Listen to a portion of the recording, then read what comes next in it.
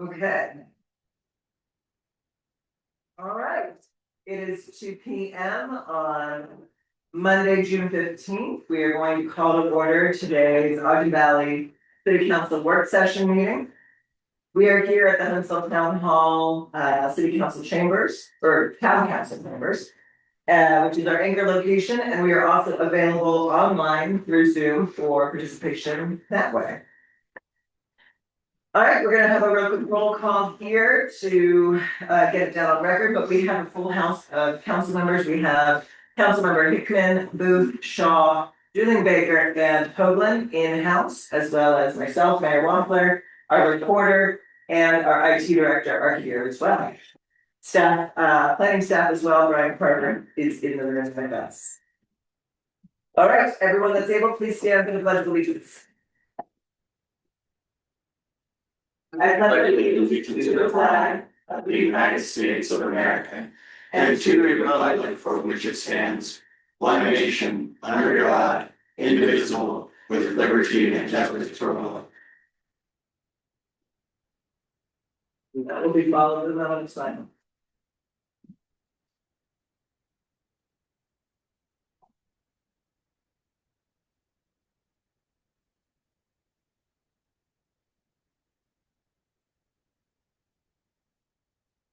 Thank you. All right, we're going to start with the planning update.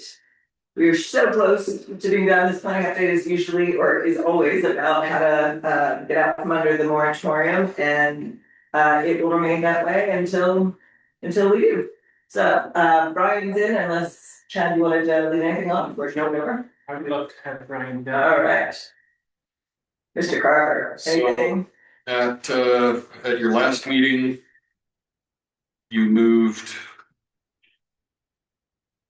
commercial, sorry, no, commercial LA2 was earlier in the week. At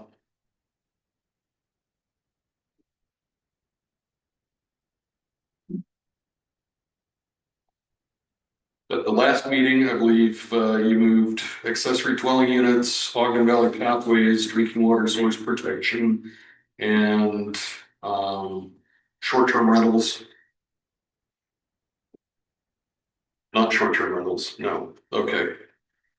Oh, it was the architectural landscape and screening, or was that the one that we ended on? We ended part of the way through that one. Part of the way. So we have everything on the agenda today for discussion. Okay. There were a few things we hadn't discussed at all yet, and that was short-term rentals, in my knowledge, short-term rental and agritourism. We were part of the way through the screening process one, which I'm not on the agenda today. Which, no, it is. It's on the other side of my page. Thank you. I was going to say that would be very upsetting if I. All right, so we will start. We will start there since when we get there, because we're halfway through, and then the next two that have not been discussed at all are the short-term rentals and agritourism, and then everything else that has been discussed but not adopted is found on the agenda today as well. I guess so we have all that, and we're working with you on all of that. But in terms of the planning commission necessarily, I know we've sent something back to them. Yes. So I didn't know if you wanted to just make a brief comment about that, and any talk about whether we've identified a public hearing date or anything. Yes, so you have sent the shoreline zone back to the planning commission. I'm working with the chair and vice chair to schedule a meeting this month. We were looking at next Tuesday, the 23rd. For public hearing? Although You passed the 10 day. No, we passed the 10-day mark for the public hearing on that. So we're evaluating the commission's availability for a meeting on the 30th of June. Is it a time critical situation, or are we able to have them do this in their meetings in July? I believe, well, where we have a particular land use application that is waiting for decisions on this matter, and we can expedite it. We'll be making a good faith effort to resolve the issue with a property owner, but if necessary, we can work on scheduling it at the regular meeting in July. if everybody's available on the 30th, that's what you'd be looking at. Yes. There's 5 Tuesdays this month. Anything else? Oh, it's Tuesdays. Been quite a few lately. Anyway, yes, sir. Did you make all the updates and edits that we requested on Friday? Yes, I did. Thank you. Yeah, they're saved as a copy of the document in the shared drive, with the tag clean at the beginning of the name, so. Thank you. All right, any other questions for that planning update, otherwise we can move forward. All right, next on the agenda, thank you very much, Brian. Next on the agenda is the finance budget truth and taxation update. We have not heard back yet from the court in terms of a court date or any kind of answer or judgment, but so everything is basically the same update as our last meeting, which is to say that you continue on 2 parallel paths. We have a suit in with the state for a judgment by the court on our argument being that the state statute states we are a taxing entity and we would like to pursue as one through truth and taxation, the mandatory process for taxing entities to raise their property tax rate. Our argument being that administrative guidelines do not trump state statute. So until we hear otherwise, we continue down these 2 parallel paths. We are holding 2 public hearings tomorrow night. They start at 5:30 for the fiscal 27 budget, which is the final fiscal 27 budget that by statute, if you're not going through truth and taxation, you would adopt by the end of June. That one starts at 5:30. Then following that one, starting around 6, we will be doing the truth and taxation interim budget, which by state statute, if you're going to truth and taxation, you must do that by the end of June. So we're doing both. And the interim, or not the interim, the truth and taxation property tax increase schedule is located in hard copy here at our public meeting, as it always is. It's always located in the city office as well. It is also located online on our website, as are all the budgets that will be reviewed and up for discussion at the public hearing tomorrow. All of that is available online as well. And has been for a while. So that is the update I have for agenda item number 3. All right, next item on today's agenda is the discussion of consent items. There are 3 sets of minutes. You all would have received them only a few hours ago. So if you haven't had any time to review them, that is perfectly understandable. If you have questions, comments, or revisions, please get them to Sharon prior to tomorrow night's meeting. Anybody with things in Cassell that need to be approved, I don't have the schedule yet from accounting, but I believe I've been told that there are invoices waiting to be approved there. So get on with that and before tomorrow's meeting, which is great. And then we can move forward. And there's an agenda item for discussion of resolution for TANs. This also was sent just a couple hours ago. That's the resolution, but basically what these are our, oh, I've got language here. Sure I use the right language. Here we go. We have to adopt formally a resolution stating that we will authorize and issue tax and revenue anticipation notes on behalf of the city. So that's what the language is from Zions Bank. They provided the documents. These are the TAN to both cover the repayment of the TAN we took out in January, as well as cover all our expenses that are coming due in the next week or so. If you all remember, we have the majority of our large bills start being due in about a week and a half at the end of June. So we will start paying our bills very soon. So that paperwork is was sent by Zions that basically just does everything we need to do to formally adopt and direct Zions to process that loan. Any questions about that? I know you guys received it recently. Yeah. I looked through it I mean, it's pretty formulaic. and so you said that our bills will be due next week. So we have, our largest bills are to the sheriff and to, for roads. And we have negotiated interest-free loans for half the year, and we're at half the year now, and so we have to start paying. Some of those bills, we don't have to pay the entirety of them, but we have a schedule of what we pay and when. And it starts due, at the end of June.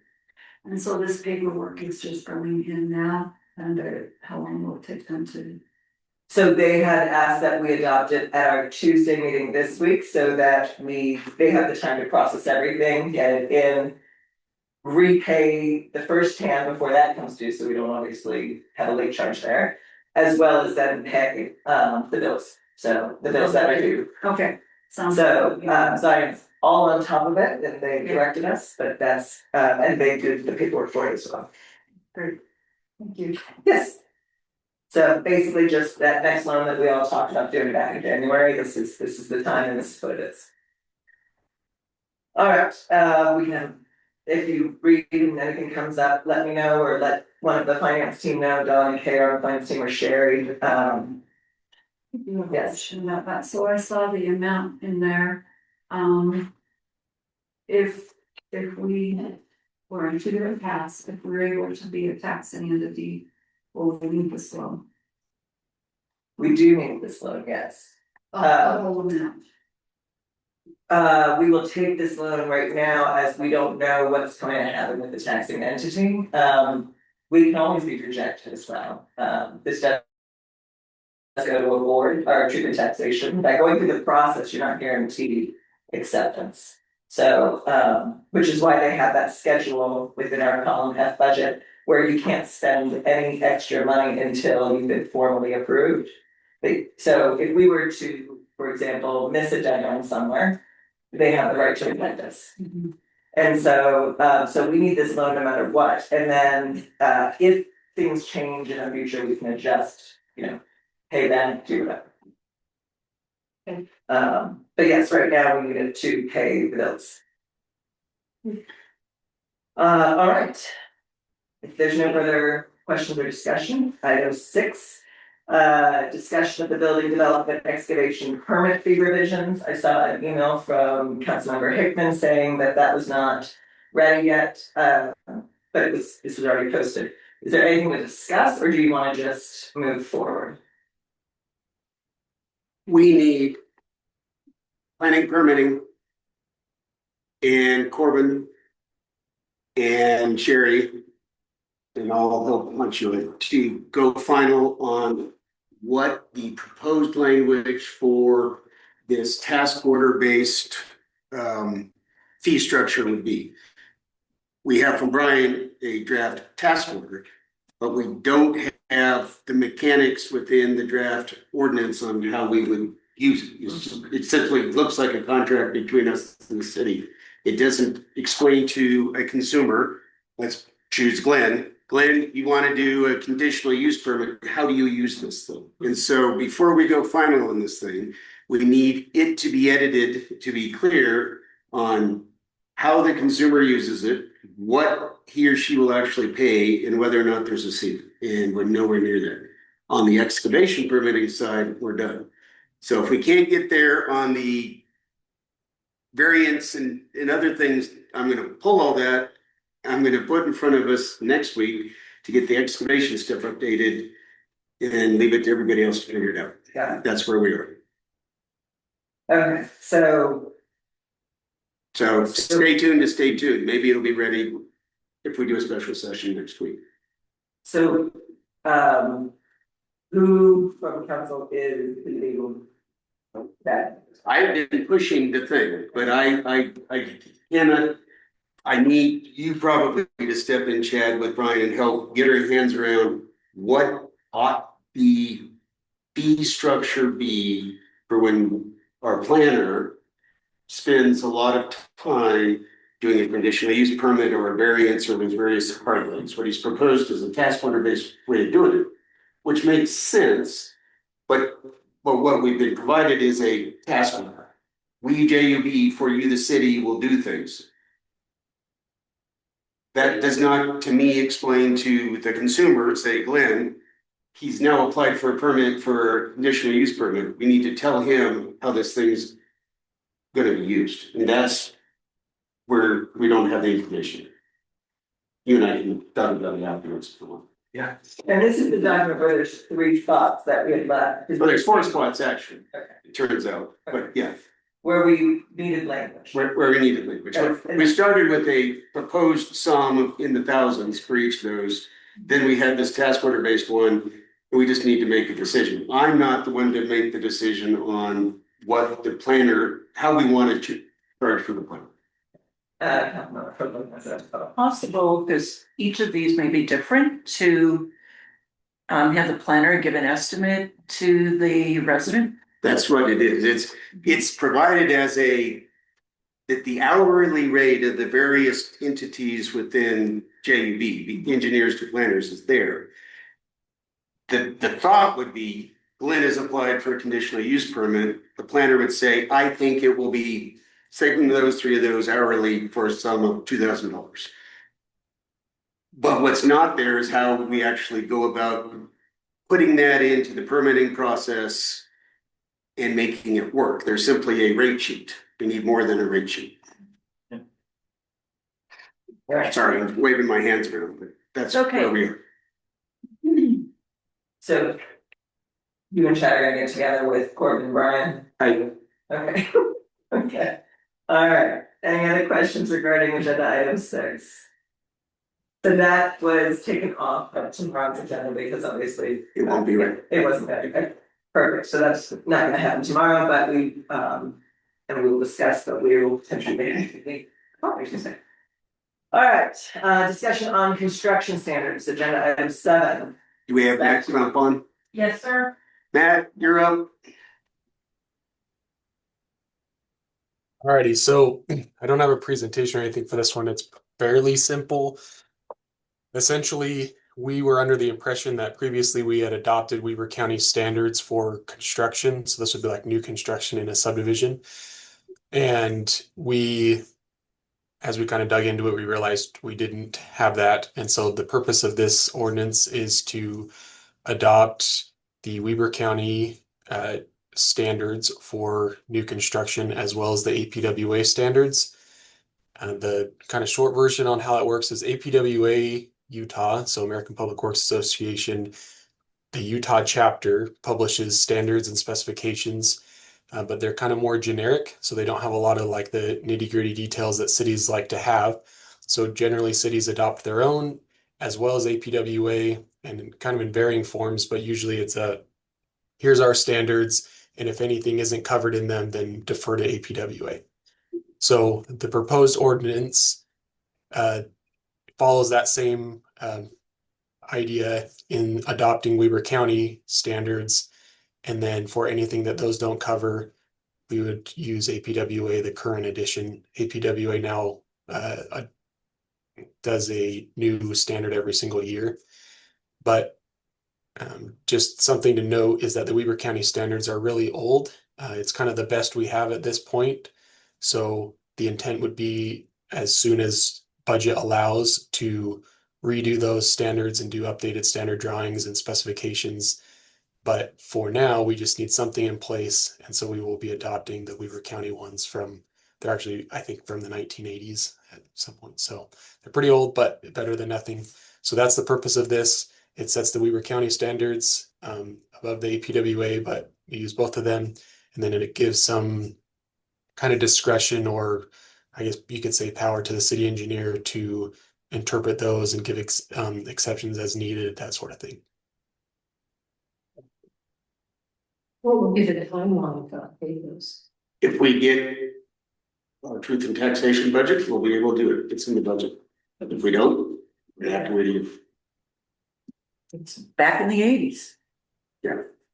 So that ordinance did come through and that is on tomorrow's agenda for action, so and my understanding is we want to take action as quickly as possible because the longer it is not there, the more money we're leaving on the table. Is that No, this one, this one's not there? this one doesn't have anything directly to do with money. This makes sure we have construction standards. So Okay. when anybody's building in the city, there's a standard to refer to on how they build things, roads, trails, sewers, et cetera, et cetera. And that was for private roads too.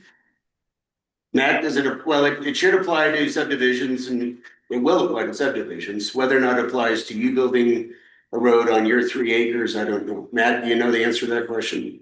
Yeah, it's for public, so it's essentially infrastructure that will be owned by Ogden Valley City is what this applies to.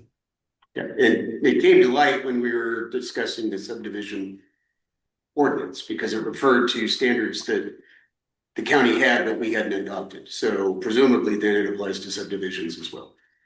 What I meant by that is when a development is, let's use Nordic, doing the roads and they move that road and vacated it, then we didn't accept it until it was done.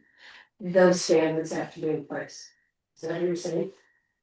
What this will do is create the construction standards for Ogden Valley City. In the case of Nordic Village or Eaton Crossing or where there's a master development agreement and a approved construction plan, that master development agreement or construction plan is the guiding document. If there, Because they were vested, Talking public roads, is that included in the master development agreement? Because I don't know that. is the question, the Nordic Valley roads in their development included in what? Up to those construction standards before we accept it as city roads. We will be constrained by what the contract was between the county and the developer through the master development agreement. Our new ones don't apply. Now, they're probably the same since we're adopting the 1980 Heber County.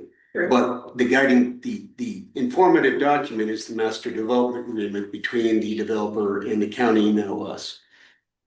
But yeah, So- it is approved in phases too, is another note. But like unless the master development agreement specifies, for example, like asphalt thickness, it pretty much never would, because that's kind of just not something it would go into the details on. But so each phase that they submit, they would go off whatever the standards were at the time. So for usually it's like 3 to 4 inches of asphalt. Let's say Don just decides 8 inches of asphalt is the right amount. Then if in this new phase that they submit, we could then hold them to 8 inches if that's what actually the city approved. So each time they do a phase, it's based on whatever the current standards are that were approved at that phase. Okay, thanks, Matt. So I recommend that we adopt it tomorrow when it comes to adopting. We've got to have a standard, we don't have a standard.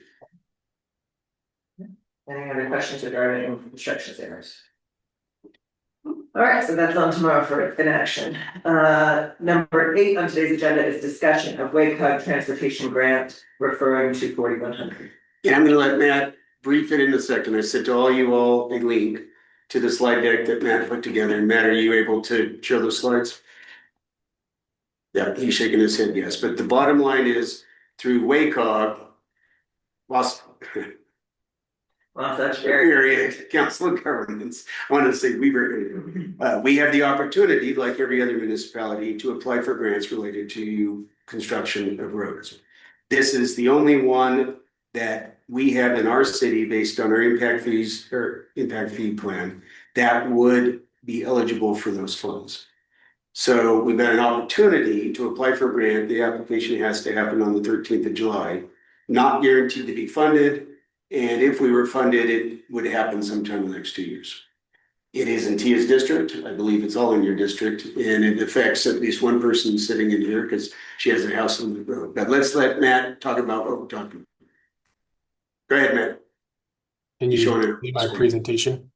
Yep. Okay. So yeah, this is about the Weaver County Local Transportation Funds Program, and it's a grant application.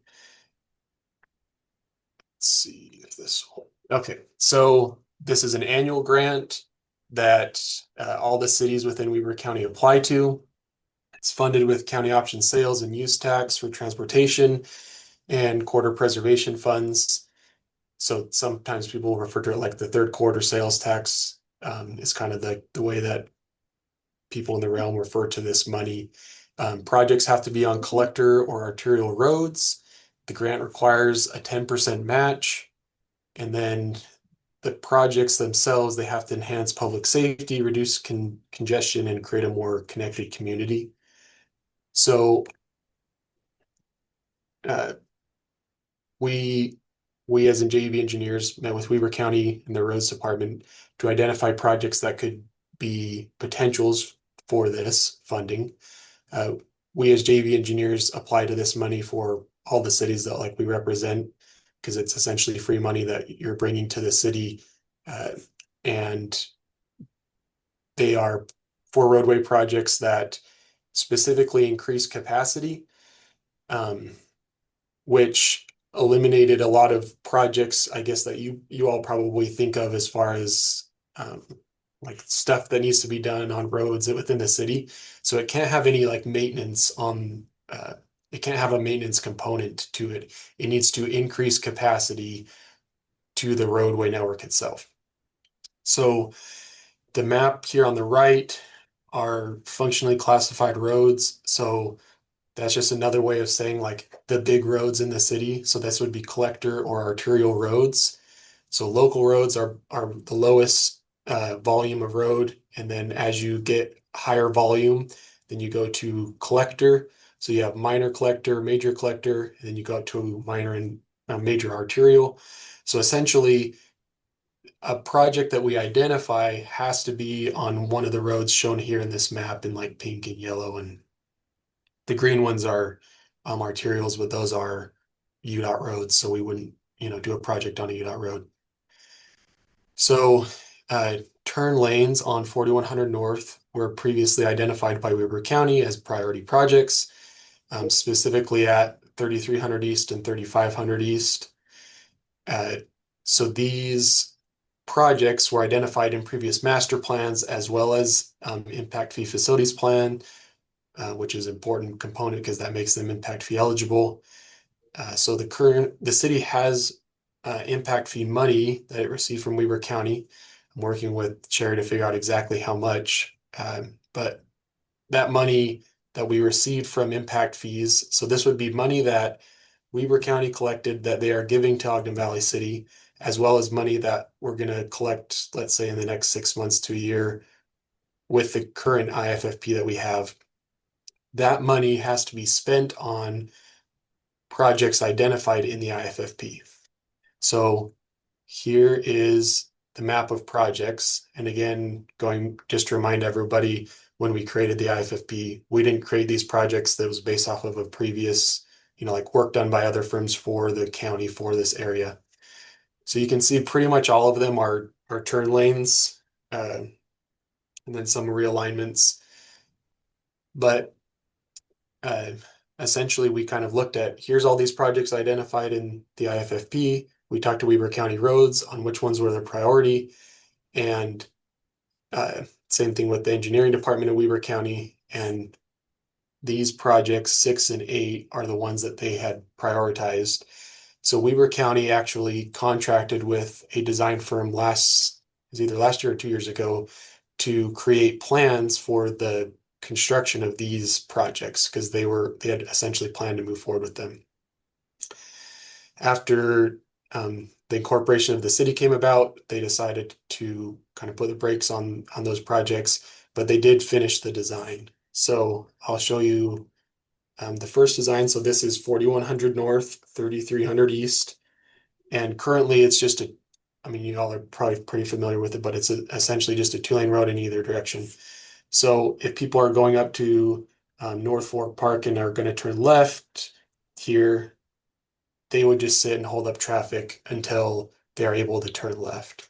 So the idea behind these turn lanes is you can kind of see here, vehicles would get over, there'd be a space for them to wait while they turn left to go up to North Fork Park. Same thing with turning right. So it's just this is a capacity project to increase the capacity of the roadway network at this intersection so that meets the requirements of the Weber County grant. And then here's the other picture. So this is adding turn lanes. So you can see here, like if you were going to turn right, you would use this lane. If you're going through, you'd use this lane. And then same thing here. If you're turning left to go on 3500 East, you'd use this lane. And if you're going through, then you'd go through here.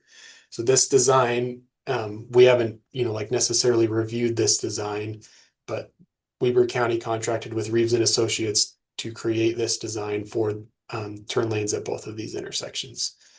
So we would apply, and we're still figuring out the exact amount, but we would apply for roughly $2 million to this grant, and we would be required to do at least a 10% match. You can do more if you want to like strengthen your application. And the presumption is that 10% would come from impact fee money that the city has already collected via the county or will collect in the next while. So this project, it wouldn't be awarded until the end of the year, and then it wouldn't start for at least another year or two. So we're looking at like kind of at least a 2-year window ahead before we would actually even do the work.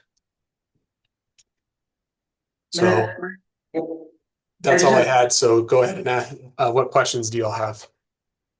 So my understanding is that impact fees collected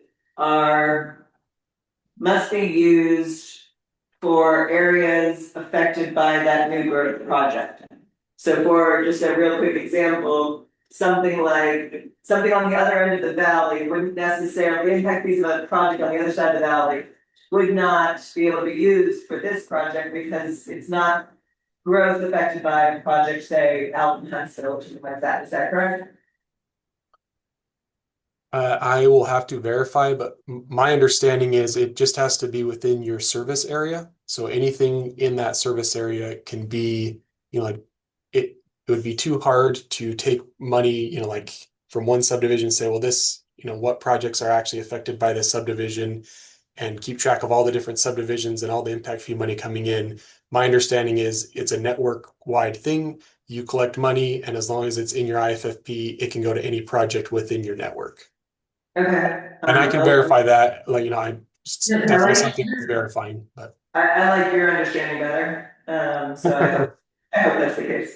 But it's much different than what we've talked about all along, that impact fees can only be used for the surrounding areas impacted by the project. We'll have to get an answer.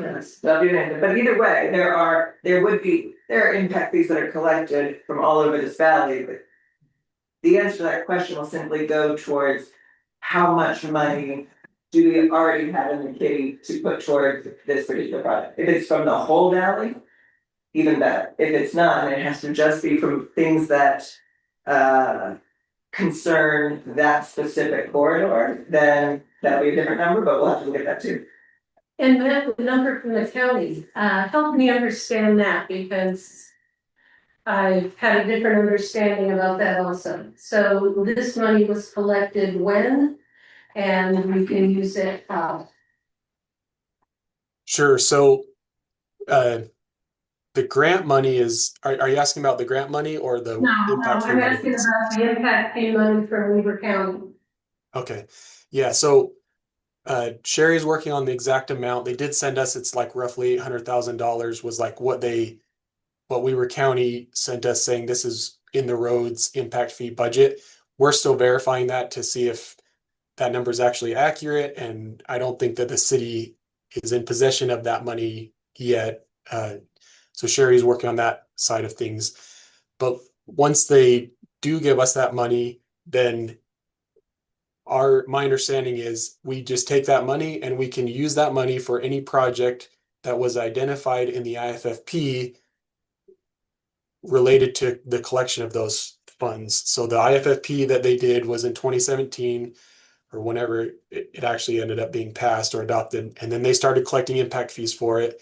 And then we need to use those impact fees within the certain time frame of 6 years from collecting them on projects that were identified in the IFFP at the time that they paid those impact fees, which they did have an Ogden Valley City area identified in their IFFP. So as long as those projects are within that area that they identified, then we should be able to use that money on those projects. So if I understand what you said, Matt, they've been collecting them since 2017? Yeah, I think it was, I think that they did the thing in 2017 and maybe it was adopted in 2018, but yes, since then they've been collecting money and they have been separating it out by Ogden Valley City because that's the way they created the IFFP, was for that specific area. And they've obviously spent some of that money since then. On 4100 North, that section further to the east that was recently constructed, they used some impact fee money on that project. But our understanding is there is still impact fee money available that they haven't spent yet that they will be giving the city, and the city will need to spend that money on a different project, which could be this project. It doesn't necessarily have to be. And then in addition, the city will not be adopting a new IFFP until they do a new master plan. And so in that interim, like starting, I guess, in a month, when the city starts collecting the new impact fee, all of that money will also need to be spent on projects that we identified, which are in essentially this list. They have to be spent on one of these projects. Now, this list was created in 2017? Or was this list created more recently? So this list was created by us this year, but based on projects that were identified in the previous one. We essentially didn't add any new projects because we didn't know what new projects could be added because we haven't done a master plan yet. Would there be utility on waiting? So 1 second, I'll clarify this. Matt, when is the application due? So that when will we have to, as a council, decide whether or not we're going to move forward with this? So like Don mentioned, it's due July 13th. We probably need at least 2 weeks to actually prepare the application. We have to create estimates and create maps and stuff for it. So you probably have like 2 weeks before you need to let us know that we need to start doing the application. So, just so the council is aware, this is not on tomorrow's agenda, this is being introduced for discussion today, but we'll be coming back around, and then you have to actually take an action item to agree to this. Which it sounds like if they need 2 weeks to work, we will be doing that somewhat quickly, but it's not today. Yes, Councilwoman. Oh, sorry. Blank. Go ahead, sorry. Matt, I just got couple of questions because I was actually kind of finding some more GIS, trying to figure out where it was. Okay. Sorry. So 3300 East, is that a right-hand turn off of 4100? Is that what you're going to do? So for eastbound traffic, it would be a left-hand turn. For westbound traffic, it would be a right-hand turn. So it'll be a turn, so there'll be a lane for either one to turn up. 32. So people can go to Northport without Right, obstructing traffic. or come off at 3100. That's what I'm wondering. It's only on 4100, right? They'll still be used to 2 lanes on 3300.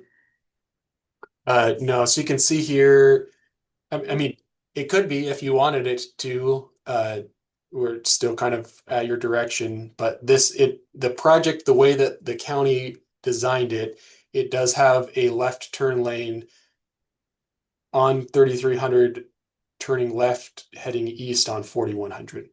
So it's kind of hard to see, but you can see another lane here. And they'd be turning left onto 4100. Oh, let's put one more on 3500, then that's a 3-way stop. Correct. Is where you got it. Correct. And turning lanes at the 3-way stop. Yep. Okay. Councilmember. Just for clarification from our prior work in March, I believe, doing that we were. The money that is reached through impact fees is then usable by any of the categories of those IFFP studies. It's not project specific to a certain development or developer who's paying those. So if it's money collected for roads in 2017 by Weaver County, that can be used on eligible roads for that. It's money for trails, it can be used for trails. Excellent. Yeah. I like that. I like that better. Development. Yes. And is a project meant 12 and 13, are those the four-way stop in Eden? One of those?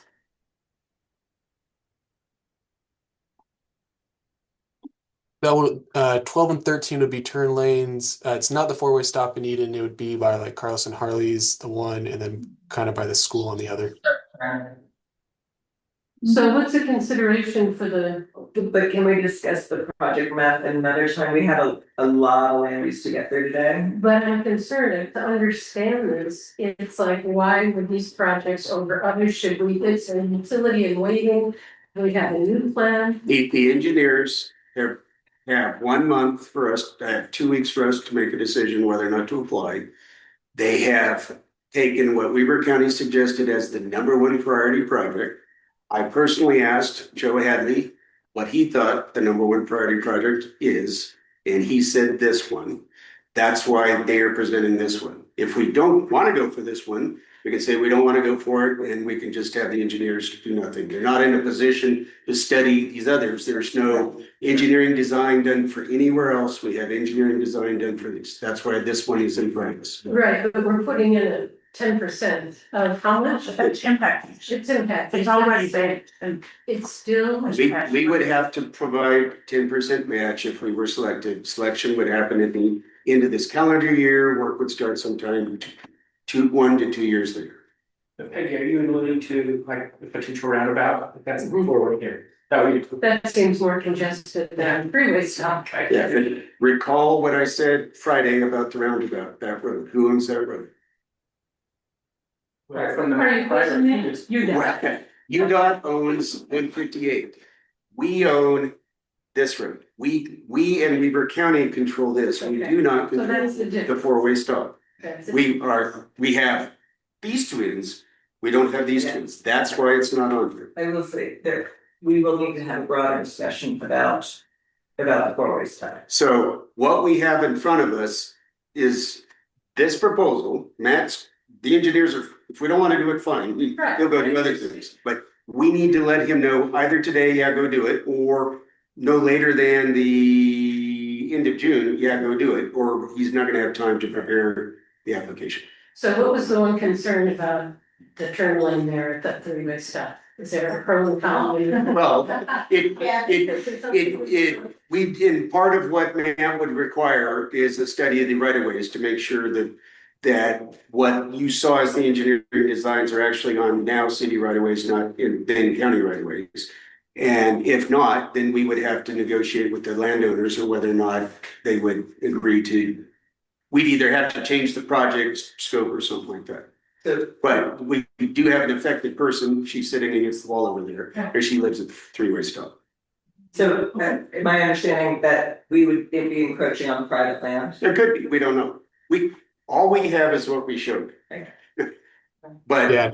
we have this opportunity to apply for this and get free money from the county to do this project, but we have to apply by the 13th of July, if we choose to do it. Is it correct to say that we have a deadline to be able to apply if down the road, because of studies and we learn information, we wanted to retract our application, we could do so? We can do it. Yes. So the question is, before the deadline, do we want to submit? That is the question. Okay, any other So, questions regarding this? Right now, there is no scheduled meeting between now and when Matt has to begin writing. We have nothing scheduled between now and the 30th of June. Yes, I'm going to propose. Well, I know, but as of right now, we don't have a meeting. So, and a option is for the sense of the council to say, yeah, do it or don't. Right now, or if we have another meeting, we'll have to make that decision between now and the 30th of June. Will you consider all the fiber optics and everything you put in the ground too? Is that what is considered? Well, we would write that into the requirements of the project, yes. But that's a huge issue in that corner. Yes, yes. So, okay, it just seems like the sense of urgency is so great. Well, the sense of urgency is it's free money that we'll give away this year if we don't go for it. Does it have to be fixed today? No, but if we want if we want to apply for it, we've got to do it by the 13th of June. And WCOG money goes years out, so this is something that wouldn't happen for a couple of years if we were to be accepted, so it's a matter of getting in line. Is there enough interest in it to do a sense of the council now, or do you guys I want to think wait to the future? in the interest of time, we can do a sense of the council. It's just an application that is not an irrevocable decision. So I, for one, am in favor of trying to spend our impact fee monies on worthy projects. And this looks like it is among those listed. Okay, I have to get more information. I just can't give you a sense right now. okay, how do you feel? I feel like if it's something we can back out of, and that we could go forward with it. And look at it as it goes along, see what, they can do. This would involve them studying it and see what, yeah. So I feel like, that we could go forward with it.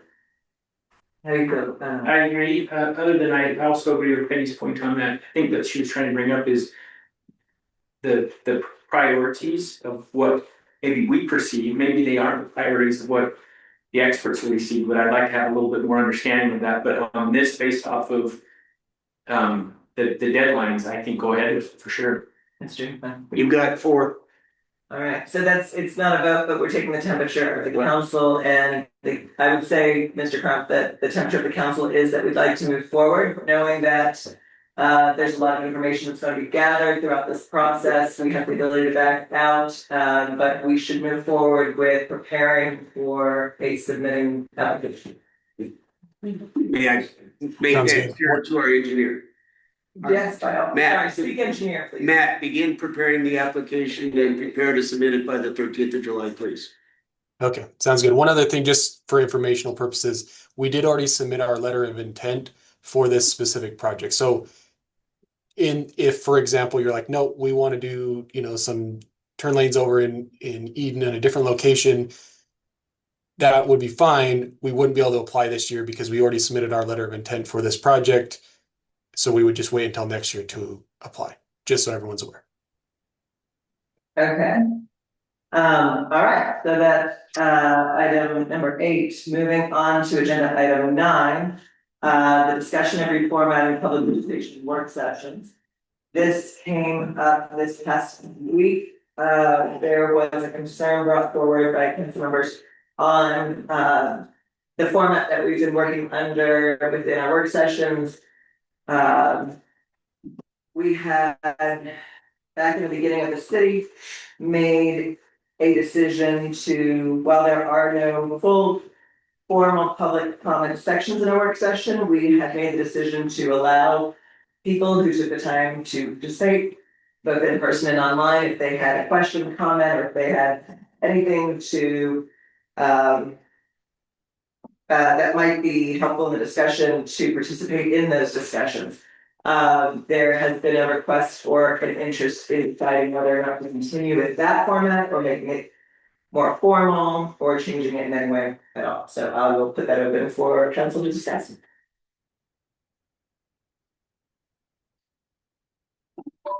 Would you like to start us off? Yes, certainly. I think that the form should dictate the function, and it depends on what we're doing.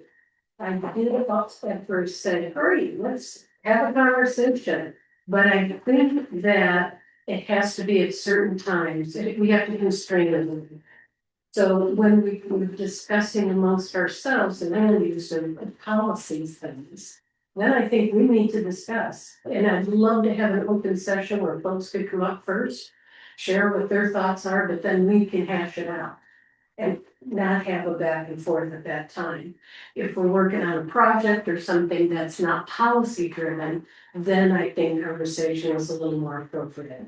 But when we're talking about policy and laws and ordinances, I think it should be us that makes that decision. So that's where I was starting to get a little uncomfortable in previous meetings. Councilor Romero. So form follows function. To use that metaphor, function is, these are work sessions. That's why I said this way, with my back to the audience. We're supposed to be working and exchanging ideas and information. And having attended many, many work sessions at Weaver County, they were in a small conference room. You could sit around the perimeter. And it was great relief I think back on the many discussions we had over 2 years on SCRs when we could, as appropriate and as deemed appropriate by the commissioners, provide information that was of use to making a decision. And so what I see when we have had some audience participation, it's not affecting policy.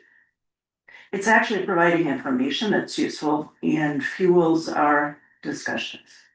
And I hate to see this informality, intentional informality, become rigid by saying, no, you can't be heard now. You only have these circumscribed periods, 10 minutes at the beginning of each meeting to listen to the public.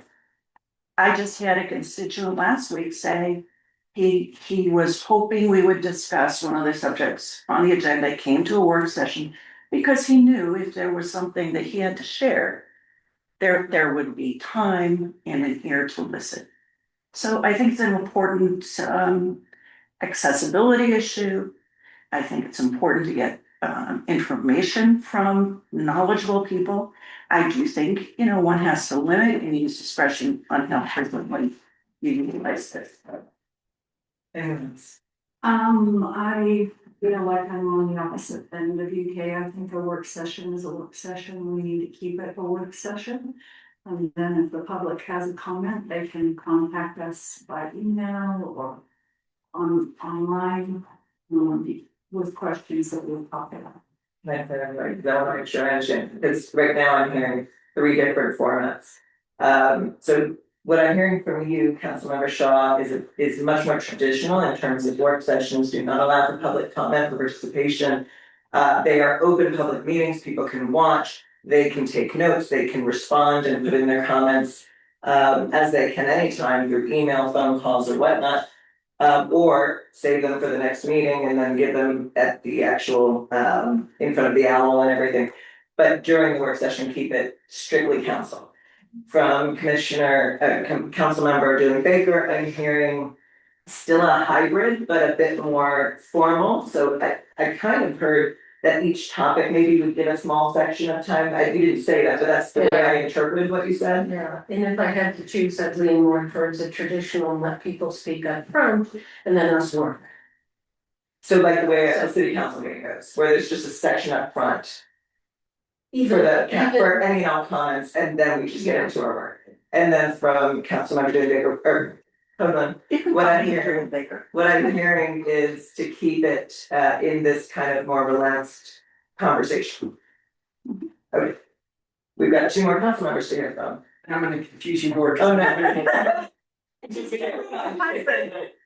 a bit of a mix on it, because there are certain subjects that I feel are very important to possibly hear in the moment, but how do we define what those certain subjects are? That's the hard part of it. And so I don't wanna, I love hearing, on certain subjects from the residents, because I think they do add a lot to it.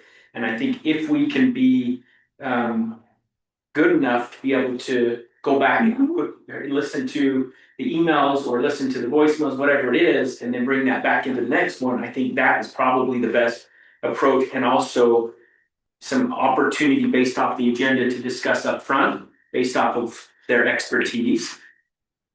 At the same time, I hesitate a little bit that way, because I think sometimes in the midst of it, we do have excellent experts that can give us some advice. But I also feel, and the reason I brought this up last week, there can be influences that might influence us in one way or another based off of their participation, that I don't know, I don't see it being positive all the time on that side. Councilmember. I'll muddy it even a little bit. I think, 1, we're still learning how to do this. 2, I think it's incumbent on whoever the sponsor, I'll use that word, bring experts to. So for example, I could have talked about what Matt talked about. I brought Matt here because he was the expert. There's a whole bunch of agriculturalists out there. 1, 2 members of the Ag Committee are here today in case we needed to ask the Ag Committee specific questions about the ag tourism. So I think we want to have experts here, and maybe the way to do that is get ahead of the ball and say, hey, we might want to ask an expert. Let's make sure there's an expert out there and acknowledge that when we have invited one, then the expectation is they're prepared to talk. If we allow the audience to that's a horrible word to say to you guys. If we enable participation, we need to put some time limits, because we all know that in the past, we've had 2, 3, 5, 10 minutes, so it should be shorter. And I think we all need to know that everybody is biased. So anybody sitting out there, even the experts in the subject, are biased we're all biased. So everything one of them presents to us on whatever question we ask is going to come from their life history, their business, their whatever. And it's our job to sift through all that chaff and figure out what the next right thing to do is. So I'm fairly comfortable with the way we've done it. I think some structure around experts would be useful, making sure we all know, hey, we're inviting experts. And if we're going to invite the audience to speak after the beginning of the meeting, then we need to constrain the time. Hey, we'll give you 1 minute, I'd like to hear from you, but then cut it off so we can get our business done. Maybe one of Peggy's comments may have opened up a useful delineation here.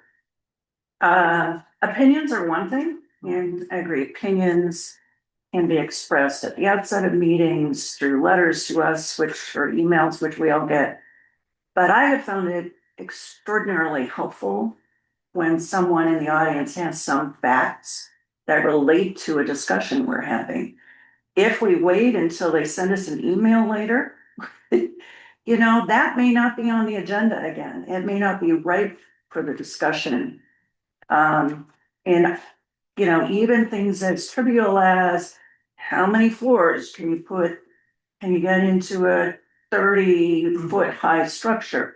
How much this, how much that, what's the square foot? Factual information, it's very helpful. We are not experts in most of the things we discuss. We're the people's representatives. And I'd like to hear if people who attend our work sessions have factual information, I'd like to hear what they can share. I'm just gonna I just want to interject one thing, and that is that remember that we are discussing work session participation. So anything on a work session agenda would come back because it would need action to be taken. So no matter what, everything on a work session should in fact come back at the very least to a city council meeting. I also want to say, in addition to facts, sometimes, and we've had this happen in our work sessions, it's also just a question that if they're hearing or they're seeing something that we're working on the screen, and it sparks a question in their mind, and by the way, they've always been called on, they raise their hands, it's all very important to me, but we could put time limits on it. I didn't know if it was a time issue, but sometimes those questions also are very helpful because it might either pose something or show a blind spot that we hadn't picked up on, where the code is silent on something, or they're just curious, how does this actually get applied in real life? And then well, that's a good question. How does that, so not just facts and questions also tends to be very helpful, I think. Yeah, I had a question for what Kay said. How do you determine that their information is accurate? Well, like anything, you might want to independently research. Right. Or find out what it is, but if we're sitting around the table talking about something and people in the audience have information that's relevant, question is, why would we not want to hear that? Why would we not want to open up and make ourselves more accessible and communicate, create more of a two-way communication within limits? There's not a forum to say I'm for or against. Right. It's forum to share information. I think they could send us an email. My point is, the moment may have been missed, and not every point on the fact of a discussion gets revisited when we vote on things on Tuesday night sessions. I know many of my neighbors and constituents voted for incorporation because they felt like there was too much influence from developers in the back. And my concern, I'll just be as honest as I can here, my concern is that is who may want to influence policy. And because it's in their best interest, it helps their business, so I understand, the reasoning behind it. But I think we need to make sure we understand that and balance that and not have that influence sway us on it. So that's what I'm trying to say, is keep it balanced. Listening to the residents is fabulous, but we want to keep it balanced on what's right for the city, not necessarily what might be right for a certain group or a certain, project or development, so. And I appreciate that you say a certain group, because I would say that any single person speaking is going to be doing their best interest. Right, you mentioned. Farmers are out here to talk to us exactly about what they want to be changed to help their business, a homeowner wants to weigh in on the single family home ordinance because they want to build a single family home and it doesn't currently let them do what they want to do. Everyone's out for their best interest. I would say no matter what, it's incumbent upon city council, period, to listen to everybody, because everybody that I'm aware of that comes to these meetings or is online is a property owner. And therefore, it's not about what they do for a profession so much as we listen to our residents and our property owners. But then it is incumbent upon specifically the 5 and sometimes the 6 to vote on what is in the best interest of the entire city, not in any way based on one individual person, no matter what their background is. I agree. Yeah, but I think that's just a standard, that's how the city council should be performing no matter what. Yes, you have your hand up. Yeah, I like what you're saying about emails and other communication. My only concern about relying on written communication, email or otherwise, is likely it will arrive after we sat here in working session and made some decisions, and at least practice to date. Any decision. But- Right, I know, but we've made decisions in the sense that Brian, go fix this and this and this is what we want the language to be so that we can vote on it tomorrow night. And so I worry that if we agreed, which has been our practice, on the land use code to be X, Y, and Z, and yet something came, we could fix it the next night, certainly. So sole reliance on an email to do it, to me, would delay getting done what we've tried to get done. But I understand what you're saying. That is a way to communicate, and then we simply the 6 of us talking with you.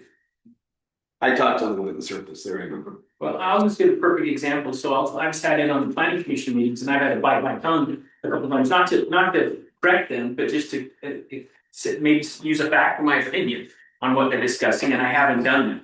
And I think that process is a proven process that works well, where I could be a member of the audience at that time, a resident, not a city council person, listening to what they discussed, and I've chosen, I couldn't speak up at that point. And I think that process works well for the planning commission. And then I chose afterwards to do kind of what Tia said, is to contact them and express my thoughts on an issue that they discussed. Okay, and I ask, was it your opinion about how things should work? Or did you have relevant facts at work should be a consideration in the decision?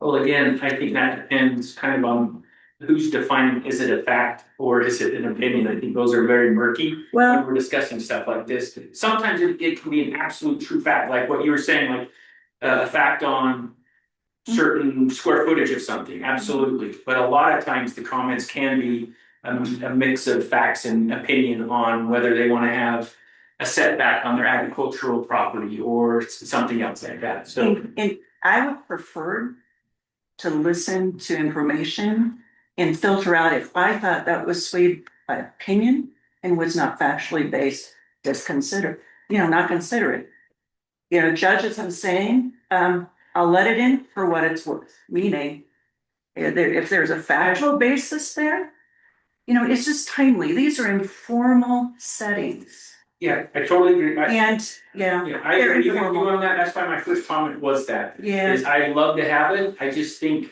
maybe it's gotten a little loose where there's been more of just like comments made. Mhm. And I, for one, felt like recently influenced by just a comment that I don't think was a fact. Well, I know it's not a fact. Once I went back and thought about what the comment was, it was not effect. So you disregarded it. No, I didn't disregard it. I made a decision based off the comment later, realized, I don't know if that was the best process. I think So- that's incumbent on each of us. Is there a way? Well, it's not sorry. That's our job. I know, but that's part of why we're having this discussion, Yeah. to say, is the process we've allowed to happen a little too loose? I don't wanna tighten it to where there's nothing. I think we just need to tighten it based off it, and what that is what we're discussing right now. How do we do that? In an Right. orderly fashion, that comments aren't just free to go, but more facts. Would it facilitate that? To have a statement at the beginning or just Yeah. before any comments are allowed, that we're focusing on useful information that is factually based. This is not the place to get up and express one's opinion on a policy one way or the other. Yeah, I think that's a good step, going in a way that still allows for Yeah. possible public comment, yeah. So, yes, ma'am, I'm gonna let you speak and then I'm gonna wrap this discussion up. What I heard Dawn say was that if there was somebody who wanted to come and put their professional opinion in, that they could be invited to do so, we would know ahead of time. And I could agree with that. That we knew they were coming and that they were going to speak to this issue. But again, we're making a determination, is this on the fly, is this, Yeah. professional opinion? I'm gonna actually cut discussion out and I'm going to wrap this up by saying that. That. I don't feel there's a full consensus from council. The reality is that the meetings actually do fall under my purview. I would like there to be consensus from council, so that's the way I would make it to be. So at this point, since we are just starting that discussion, let's continue to have that discussion. If anyone who feels strongly about it working a certain way, please get with me. I think there's a lot of different ways that this could work that keeps the public feeling included as a participant, but I want to also be able to preempt and put out that information so that when people do take time out of their lives to come to the meetings, they are aware ahead of time that if we have changed a policy where it's not going to be the way it has been, that they know ahead of time so that they can be prepared to say it that way. So for the purposes of this meeting in particular, I want to go ahead and close out the discussion, but ask you all to continue contacting me, put forth ideas, and then we will make a decision that, maybe we just make a trial decision of a different format for the law, see how that works. But either way, I will be able to get that information out to the public prior. So thank you. We're gonna continue that conversation. I think it's valid. I think it seems like there are more than a few council members that have a concern, and so let's work on it. All right, we have a little less than 1 hour left of the originally scheduled meeting, and I have allocated an hour for land use. So agenda item, goodness gracious, agenda item 10. Starting with A is 108 yes, ma'am. I'm gonna let you finish. Oh, I'm sorry. 108-2, architectural landscape and screening design standards. We had started that last week. We got part of the way through, made a note of where we stopped, so if you go ahead and open that up. Yes, ma'am. I was gonna suggest, since we have mostly young people here, we want to tackle with the agenda and perhaps with tourism first. It's a great idea. Watch out, that's for participation from the audience. Whatever we do not let them talk. I don't. Okay, you're taking that too far. Yeah, but I think that was the intent. I think it was about influence, so don't let that influence you. Yeah. Let's. What would you all like to do? I'm happy to do. I'm okay moving it. Okay. All right, so hang tight, we're gonna put a pin in A. Brian, if we can open up for the screen item or letter C, which is chapter 108-21, Ag Tourism. Almost there. So this is something that was forwarded from the planning commission just recently. It has not been discussed by council yet. Steve, Now, hold on, I see an ag tourism, AgCom final draft. I see, which one am I? Yeah. When are we opening there? I want to look at it. That's a good message. Mhm. We're almost done. Yeah. They've been doing well so far, but they're getting a little. Is it the one sent 18 minutes ago? Send. 1 hour is left. Refresh your SharePoint folder. So Brian, is it the final doc? That should be it, right? That should be it. That's the only one. That's the only one that I'm seeing in here. Yeah. 10821 final draft. So it's final draft, right? Right. Okay. Right. Got it.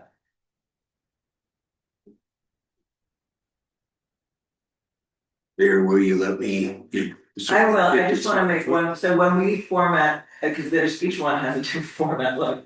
We're gonna eventually get these standardized for a cohesive look for one land use code. That's fantastic. You may take it away. It's really fun. Paragraphs and one way. In the audience, we have 1, 2, 3, 4 official members of the 5 of the Ag Committee, plus several other local farmers. Thanks, guys, for all being here. This document is not copy paste from Weber County. This document was prepared by members who are sitting out in the audience, and who spent enormous amounts of time doing it. The Ag Committee then met after well, I don't recall the timing, but various members of the Ag Committee prepared. Planning Commission saw it. The Ag Committee worked on it again, went back to Planning Commission, and the Planning Commission passed it out to us whatever day last week. So it represents the work of several people that you see in the audience there. The intent is to do several things, and you guys can read the intent. I don't see that many people comment. It looks like Kay has. But the intent in big picture terms is provide opportunities for those who practice agriculture in our city to do something else with their land, which is agritourism, with several intents there. One might be a source of income to them. 2 would be to enable the public to participate with them from education, cultural perspectives, things like that. So those are the big picture reasons why we would want to encourage agritourism. And of course, Weber County did so in their ordinance. It defines agriculture operations, meaning this is what you've got to do to even apply, so to speak, my words. You got to do agriculture. Then it defines what agritourism is. Then it defines what a agritourism eligible operation is, and it defines farm stand lodging. I'll let you guys read through all that, or we can have Brian go through it. There is definitions in here on what the minimum you got to do to even be considered to do it. And at the end of the day, it's the Planning Commission who is the one who decides whether or not you are determined to be an eligible agricultural tourism. They are the land use authority in this because it's a conditional use permit. Oh, okay. Good. That I'm telling you the way it's written. It is a CUP, and therefore, under our CUP ordinance, the Planning Commission is the land use authority. Hang on, Kay, we'll get to you. So we put in there, instead of you got to do some things, you actually have to do 6 of the 8 of the agritourism related things to be eligible. At the end of it, we worked hard through the farmstead question. And front and center in the agricultural community was front and center this other ordinance that we've been chewing on, called their short-term rental. And the ag community did not want to create the illusion of all you have to do is have beehives and you get to do an STR. I'm saying that somewhat tongue in cheek, but that's why I'm saying it. And so the ag committee put in some definitions of how many square feet a room would be and how many of these you can have. And ultimately landed on, you've got to have 6 acres to be eligible for a farmstead. Which is a source of contention, and there are people in the valley who really, rightly so is putting my opinion on, who would love to do it, who will be excluded from doing it if we make 6 as the minimum acreage. Can you explain why 6 is the number? 6 was the number, and Neil, I'll lean on you a little bit if we get to the end. If you have 6 acres, you can subdivide and put another house. That was the elegant reason why 6.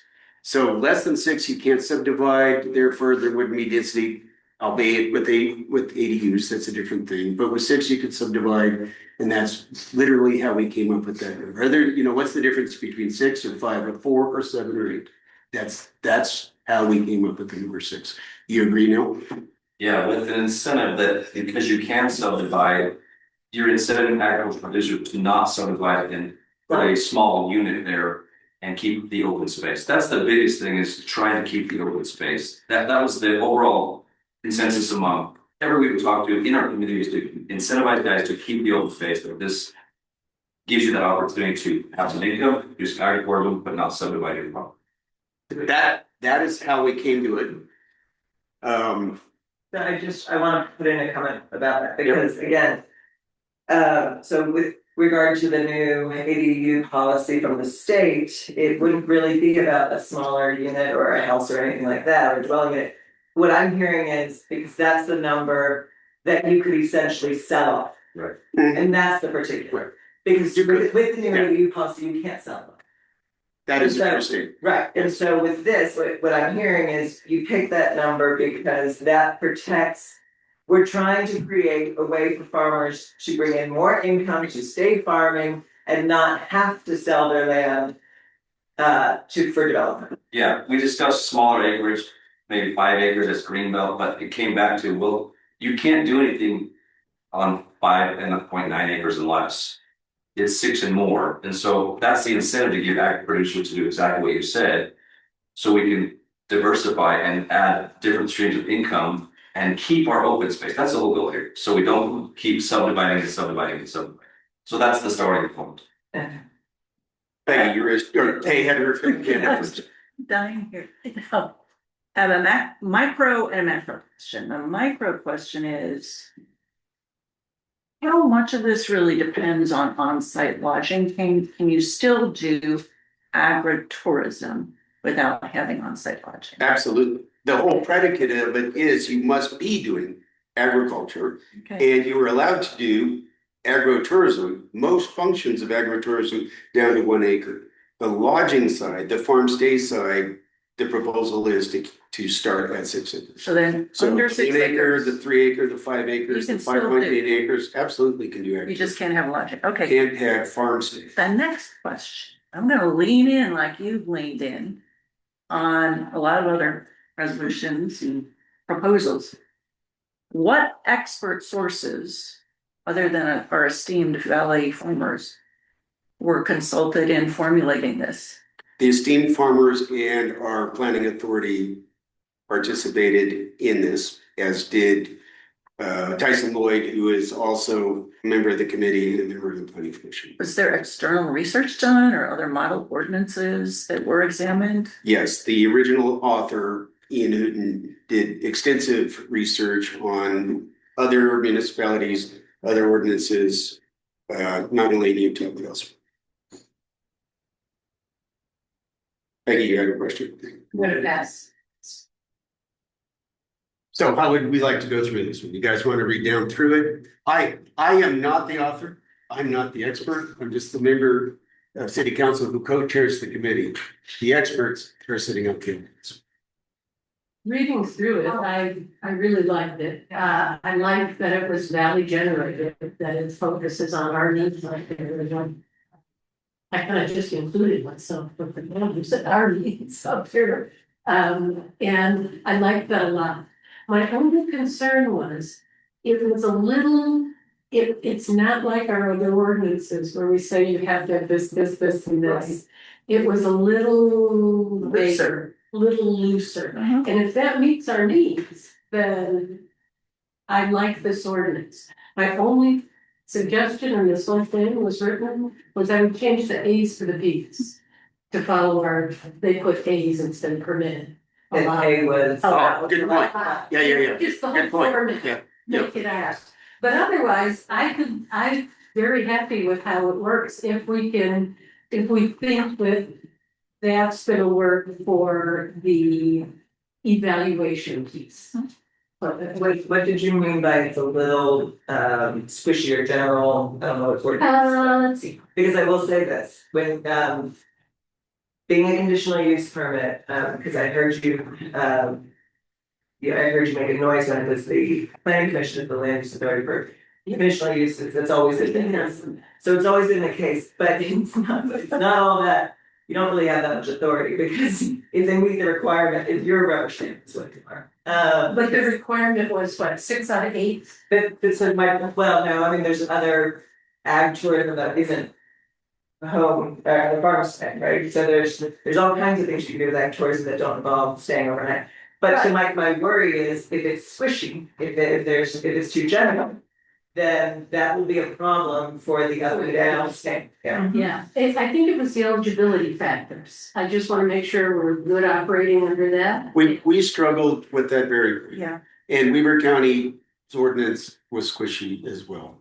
We decided to put an objective measurement that's based on some squishiness. The objective measurement, are there 8 criteria that exist that are examples of ag tourism, and you have to demonstrate 6 of them for the land use authority to stamp them at some point. But within each of those 8, some of them are objective. You're doing agriculture, Right. that's objective. Some of them are subjective, but that's literally the best we could get to. Because this is not a simple thing. If it looks like, smells like agriculture, is it agriculture? Yeah, we think so, but a person with a beehive, is that agriculture? I see how. Right, so, but are they not? So we provided the best we could out of this. I think we'll see what happens when it gets to when the first couple of these hit the planning commission. And whether or not this thing's doable or not. If it's not doable, then we'll have to go back with the planning commission and change it. So I am okay with that. I had a question. It talks about a permit. Once someone has a permit. Is there a permit? It's a conditional use permit, but is there a document that gets reviewed periodically? There was no set time for assessing that. And it's interesting, it's like STRs are kind of a conditional use. Good point. So implicit in it, I forget the chapter, is the implicit in that paragraph is there will be a business license. So I would suggest therefore that when we finally create our business license, we define in there the criteria for doing these within the business license. You know what? I ran into the same thing with STRs. Is it an additional license or is it a component of a specialized business license? And Tia cleared this up for me. It's like a specialized business license. And so we could make agritourism like that specialized license where Just a business. well, we could make it so that you get a little bit of review every year, so it just doesn't float endlessly without any reassessment of whether it continues to qualify. So what I think what I'm hearing, because under Weaver County, they didn't actively check to make sure everybody's fine with all of the conditions that they had to meet to be conditional use.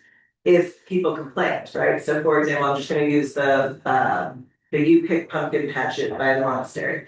When that first came up for their conditional use, there are noise and lights and whatever, because it's in a residential neighborhood. But no one from the county, it's just their procedure. No one's going to go on a regular basis and check to make sure that they're not doing their lights at certain times. They wait for people to complain. That's when they go and they double check this. We can write into this, kind of like what the planning commission did with STR saying an annual review. We can say we want code enforcement for any and all, if you don't want to be discriminatory, so all conditional use permits have an annual review from code enforcement to make sure that they're still hitting all of their required conditions. That's something we would have to add in if it's not in there, because that's not something that the county does. Yeah, it could. Sorry. Excuse me, I believe we took it out, the annual review out of SPRs. Well, we haven't got there. But it wasn't in the I'm- draft, what I'm saying is, to make it match, to make it match things. I don't know if an annual review with the code enforcement officer is necessary. I think it would be reports, if there's a problem, if there's something. That's what's gonna trigger the SPR annual review. if it's adopted the way it's written, that I interpreted it, I think the same thing should happen. Because if we have the code enforcement officer going around to every STR and every tourism place, it seems undoable. I'm not suggesting an annual review of every use by code enforcement. I'm just saying. Annual submission of documentation that shows the use continues. I also think that it's burdensome if we're gonna do it with one and not do it with another. Oh, no, I think it's a conditional, it's a special privilege, it's a conditional use. At a minimum, there should be certification that the basis on which that conditional use was granted continue when that business license is granted again. Okay, otherwise you're gonna get slippage and then you're gonna get the issue of arbitrary enforcement. Who complains? Who's overlooked? Who sneaks under the radar? Or is it the visible one? Well, so if I may, 108-2120 speaks to this process. Says the land use authority in accordance with sections 102-4-3, wherever that is, which is not this one, and 108-4-8 will do certain things. And the owner of the property has an opportunity to cure. So there's a process in here, whether or not it's perfect, I don't know. It's never been tested because this is a brand new ordinance, doesn't even have Woodland County's history with it. But it exists in there, places the land use authority, provides them the opportunity to periodically review. Separately in here is the licensing side, the taxation side of it. I think it's very simple. When we finally get to our business license code, we simply say, these things, here's what they've got to do. And I want to speak, I'm not a farmer, these guys know that, but I think that they would want less regulation than more, but appropriate regulation. They don't want to run wild out there, but keep let's burden them, but not overly burden them with the grows. I was looking at, does Weaver County have a code for agritourism? Yes, they do have a, Did they compare that Weaver County, or is this just this is brand new. not even using Weaver County? None of the, well, I don't know if Ian used anything from it, but this is a new document. There's no red line from Weaver County to look at. Okay, so, I mean, with everything else, we looked at Weaver County. And we were, and This is the only one that we've written that is truly unique to us. This one had no, its genesis was not Weaver County's. So there's no red line to compare and contrast. Right, so what was the purpose of not looking at Weaver Counties? If the members of the agricultural community said we can do better than that. Sounds like they did research outside the box, outside of just what we were. this is what was sorted by the planning commission, correct? Yes, Okay, just want to double check. I'm assuming it is. Is this the one that was forwarded by the planning commission? Yes. Okay, just want to make sure that we followed that procedure. I don't. Neil had his hand up on this subject. So we did pull up Weaver County's definition, and we put it on the screen, and we went through it and looked through it. So we need to pull it out of here, we look through it, and then adapt our own definition. It literally doesn't have much wording from Weaver County, but we did look at the definition of Weaver County that are looking. While we're dealing with this problems. And that's how I believe we should do this. So that's how we've done it, and then Yeah. we as a council have been able to see what was there and what the new one was. And I understand that Yes. the committee did it, but we have not been given the opportunity to. To look, you wanted, I can do a side by side. Well, we've had the opportunity. Our just do it on our own. Right, on the vote. I will give, I was if I could, sorry. if I could finish, I don't want to impose any undue regulations. People will have to get a business license annually. I'm just looking at precedent from other counties and how they form their annual business license for STRs. And it just has a reiteration of some of the things the applicant is doing. You can do the same simple thing with agritourism business license, just to make sure. It's almost to protect the people who are doing it right. I don't think anybody in the community would complain. Yeah. Just make it like, yeah, So for those that qualify and maybe want to have farm stays or things like that, are they required to get a 2 year? No, They're using development rights off of their property. How is it going? it's like a campground. Like a campground? Well, I'm using that metaphor. So then we're adding bonus density for that, It's a- it's the equivalent of a short-term rental. which is a dwelling. There's a no short, it's TDR. temporary, it's not permanent, There's no TDR, well, we haven't proposed doing TDRs. for but sure. it's not permanent density, But they have to it's build, tourism. Well, that, they have to build. most of them will build it, some sort of lodging for them to stay in, yes, or put up a yurt or a tent or something. It's not adding density, it's adding a business use. It is adding structures as accessory structures, yes. It's actually a good question to ask though, because if you have 6 acres and they choose to do a farm stay on that, does that disqualify them to then transfer development rights somewhere else? And can they only do one or the other? And if they've already transferred a development right, does that X them out from being able to do farm stays in the future, even though we've allowed them to continue to keep that agricultural area open? I don't know if you guys discussed that or even brought that into consideration. That's a real interesting nuance. TDRs were not talked at all with. My initial response would be, this is designed to enable farmers to continue to farm through opening up another income stream. And I think, TDRs are also. well, they can see, that would argue then in favor of them not having to use TDR, so they can still have those to sell Yeah, I think that's how it would work, yeah. So they still have those to also profit from and sell to receiving areas. The Once we question strike is that. though, is once they've done that, are they still eligible to do farm stays on that property that they've already transferred?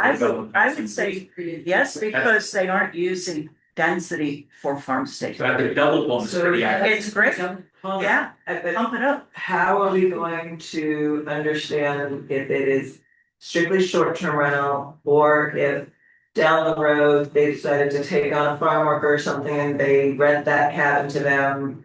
That is additional growth and density that gets calculated as that, and so how do we manage that? Prevent them from selling the lot. Nothing to sell it, a long-term rent is new growth. Well, let me think about that. You could put restrictions into the agritourism. Isn't it, That they- it was a 30-year or less. Oh, is that? Less than only 30. short time? Yeah. It's only Is that short correct? term. On my farm stay, Yes. on the farm stay that is tied to agriculture, it is short term. So Less than 30. so I don't know that it's explicitly less than 30 in the ordinance, I I don't. think there's that, yeah. We can search, we'll look through but it. so basically it would be if it gets reported, because no one's gonna really know, but and they decide to change it, then they are now out of compliance and they run the risk of losing their conditioning because they are using it not in the way that it is meant to be used. Okay. So that would be. It stops being a farm state, right, stops being agritourism.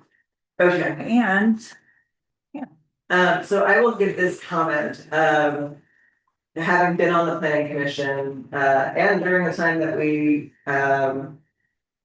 effective change in that ordinance of the agritourism ordinance, it was a very, controversial ordinance.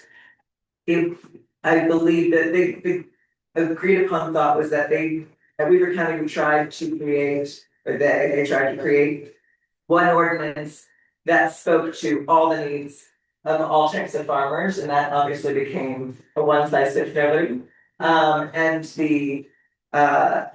And the interest of helping large scale farmers keep their land, keep farming. I don't think I ever saw one single large scale farmer use that conditional use because it didn't speak to them very, I mean, I don't know why they didn't use it, but I heard from people like it wasn't,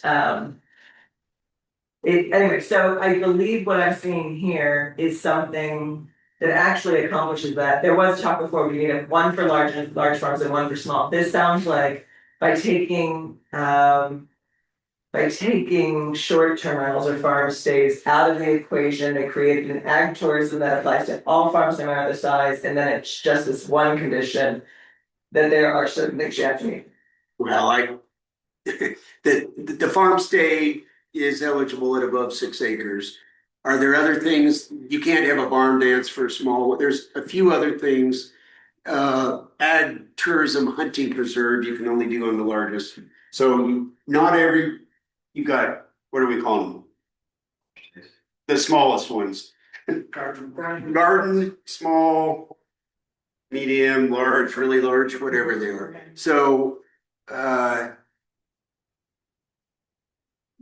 the farm stay is not the only thing that is precluded Okay. from some of the other smaller ones.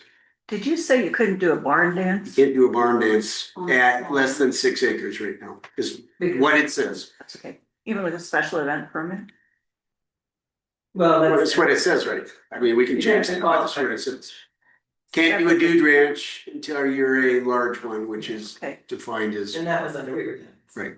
Just FYI, Weaver County use day, that's why the property use day is in Weaver County's. It's A, not P. Okay. Oh. So I guess we did plagiarize some stuff from Weaver County. Okay. Somewhat, it's not quite the same people. So what's the sense of the council at this point? Have you all got a chance to read it, chew it? Peggy had, it sounds like. Yeah, I just wanted to make sure, I thought I read under 30 days here, and I'm just trying to find it. I'm not Are finding you in it. there? I'm not finding 30 days in Don't there. recall, no. We discussed it, and that was our intent. Yeah, Yeah, Okay, so I think let's we need to add do- that.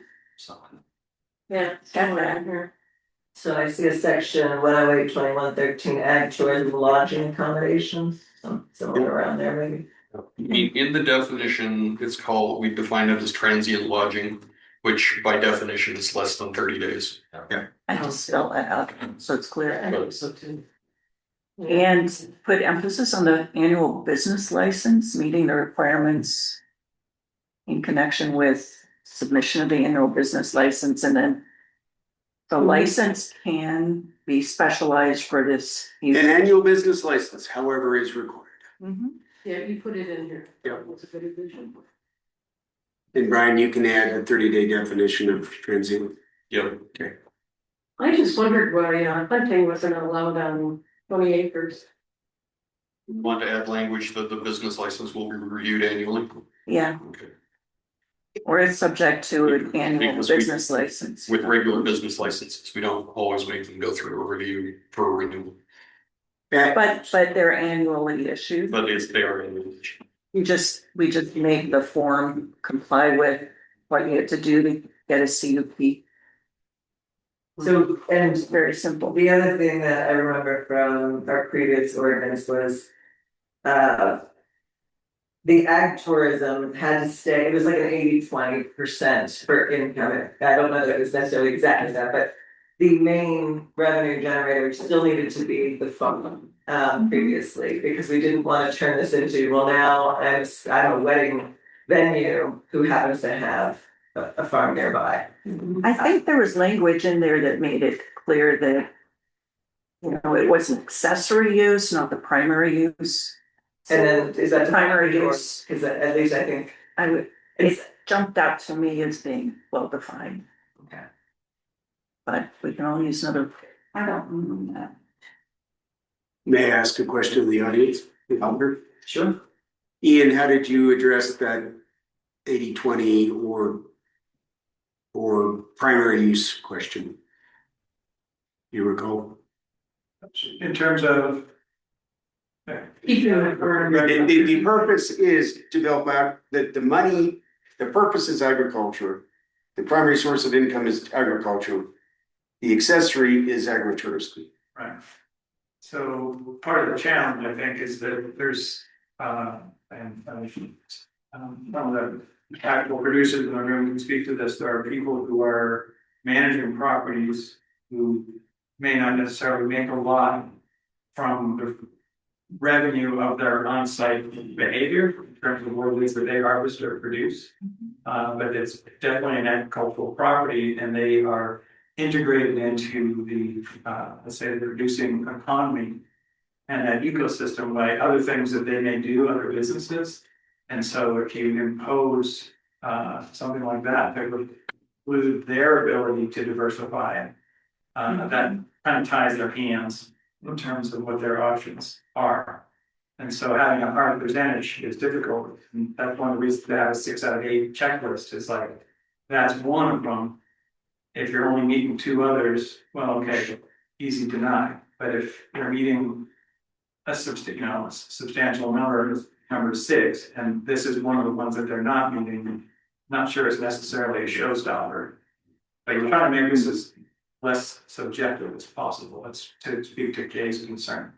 Is you really want to be able to say reasonably definitively, we know when we see it, these are the criteria versus, yeah, that's my opinion. You get just into a legal morass that way.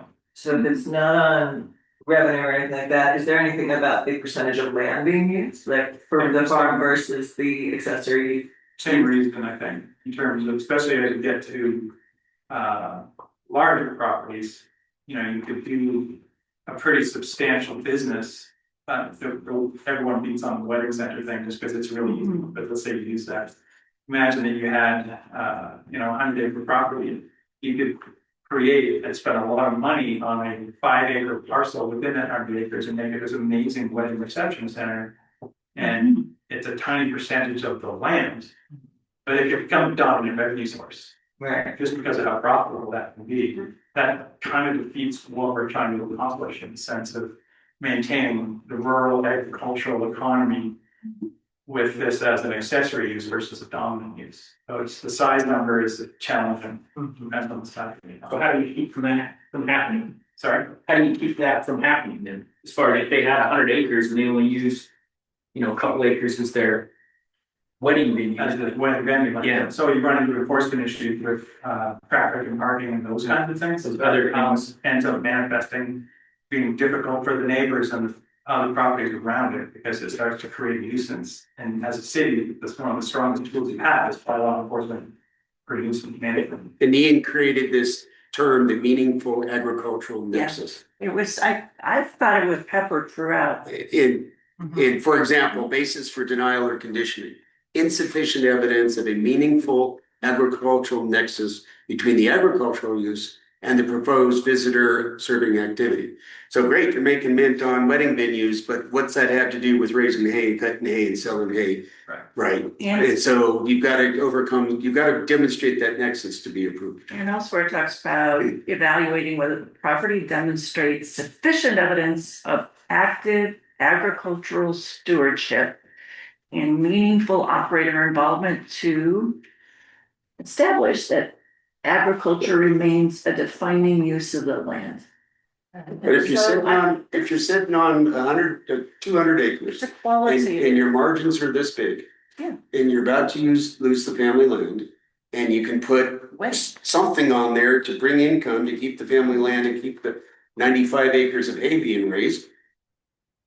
That ought to be a good thing. It's qualitative, not quantitative, which suits a multi-factor analysis. Is the quality still there of essentially being a defining use of the land? Also, section 121.6E, Mhm. the proportional relationship between the scale of the agricultural operation, the size, location, characteristics of the parcel. So I see it throughout the document. Okay. Jumping around. It's- Document. Oh, so I was gonna say, it's 3:43. Are we going on that? Otherwise, I feel like I think it's good. the group is kind of coming to a consensus here. Yeah, I don't feel I need to go on that. No action today, just whether or not we feel this is. Well, I'm gonna, I haven't had a chance to compare with Rebecca fully, so I'm going to do that. Okay. How are you, Councilor? I would like to move forward, eventually. I think it's fantastic. All right. I think we can move off this topic. Yep. Nice job. Yeah. Yeah. All right, it is 3:44. So. Let's see how we'll do this. We have. We have A that we went partway through, but didn't finish. We have B that we haven't even started. It's going to probably be, a larger discussion. And then there was the request to bring back the items that we had discussed and, theoretically close, but bring back for more discussion, which is like, and that, by the way, if you remember, in every city council meeting, it is not just action, it is discussion and action, of every item, and so we can always have discussion, and make amendment. But in the event of keeping time, I would imagine we should finish A, which is the agricultural landscape screening design standards. I don't think we've ever, we can get 2 minutes.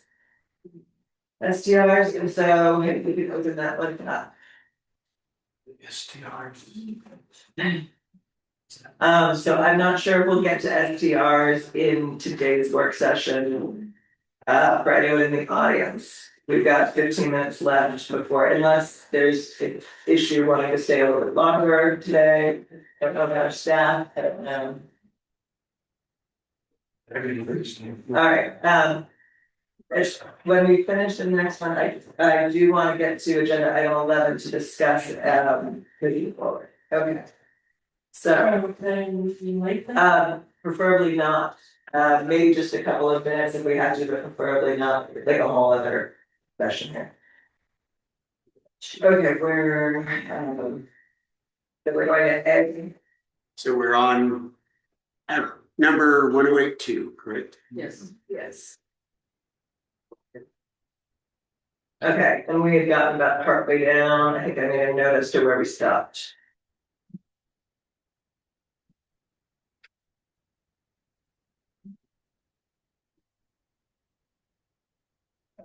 We did leave in that file.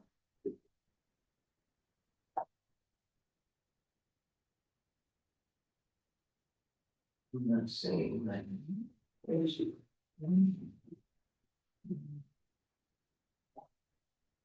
I think I followed up with an email. I'll look it up while you guys have discussion. Where do you start? Way too far. Did it? Way too far, yeah, I don't think we talked about the landscape area of the water. Here we go. I put in an email halfway in, or part of the way I want to wait to, let's see. I put it there.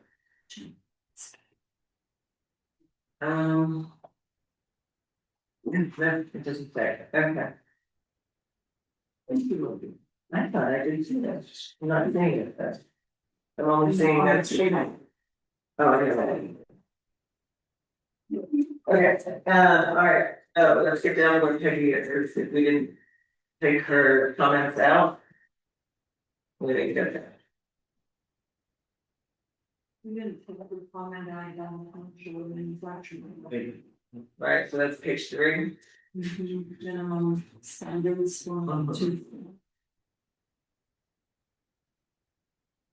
So where are we? Bottom of page 3, section 108-2-4, minimum standards. Looks like a semicolon, should be a full column, agricultural. And I don't know, That's Architectural. Read right now, architectural. I don't know, I highlighted that sentence, it just didn't seem to fit. This section shall not regulate agricultural buildings or structures supporting agricultural uses. But this is a commercial zone, multifamily, it doesn't seem to apply to agriculture anyway. Is that fitting, Brian? Well, what we did last time, recall there's a whole bunch of stuff underneath it that was specific to that sentence. And we took everything out and we left that sentence. I say we take the sentence out. Oh, I The thought- intent of that sentence was to say they've all left, but they don't have to paint their barn, their hay operations this way. Right, But they're not commercial, are they? No, Ag- that was the ag- discussion we ended on. Yeah. Is that commercial? Those 3 Waynes guards sitting over there would argue with you about being commercial. They're making money up there. we had They this don't discussion, require business licenses.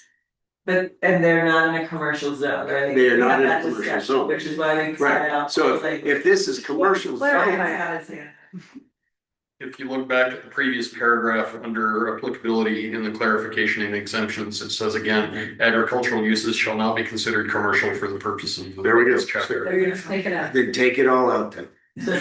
For Just that one sentence. that one sentence. Sorry, Chad. I interrupted. Sorry, I just struck it, Brian.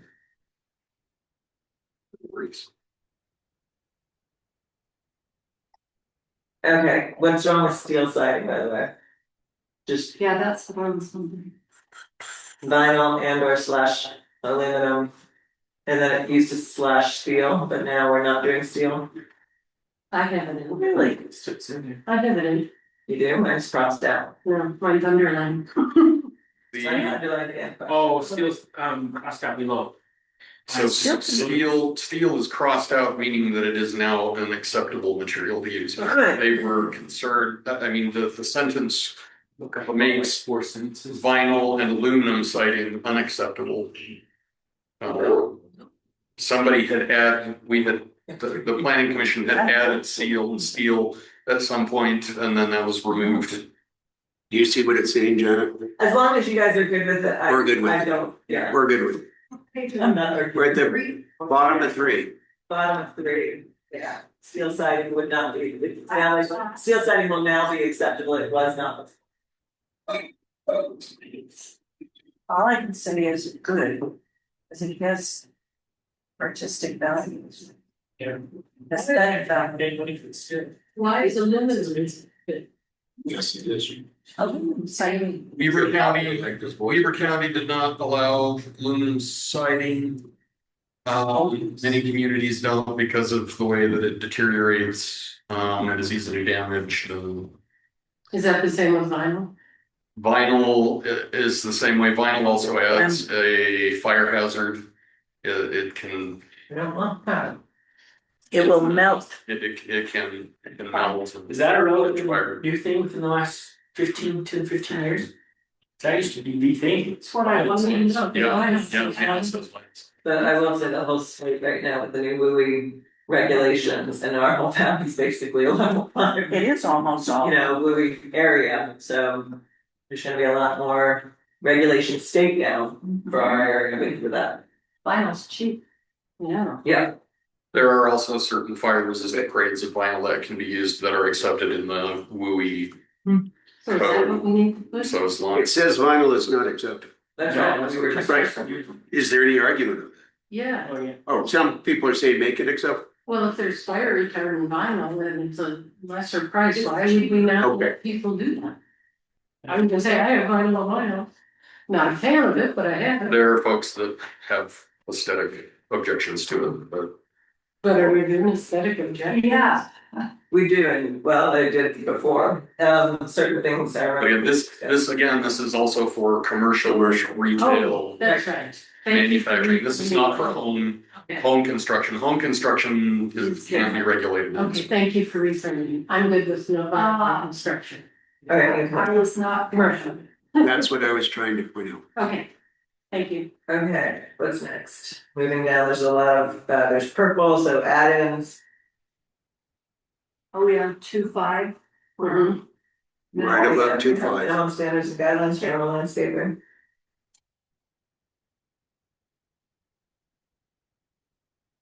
So we went from 20% of the total lot area landscape to 20% of the developed portion of the site landscaped. What is that mean? What do we go from? For example, if you have a 5-acre lot, but the project is only to build, or is it to only develop 2 acres, then you're going to only require them to landscape 20% of the 2 acres Got it. instead of the 5. Which is reasonable.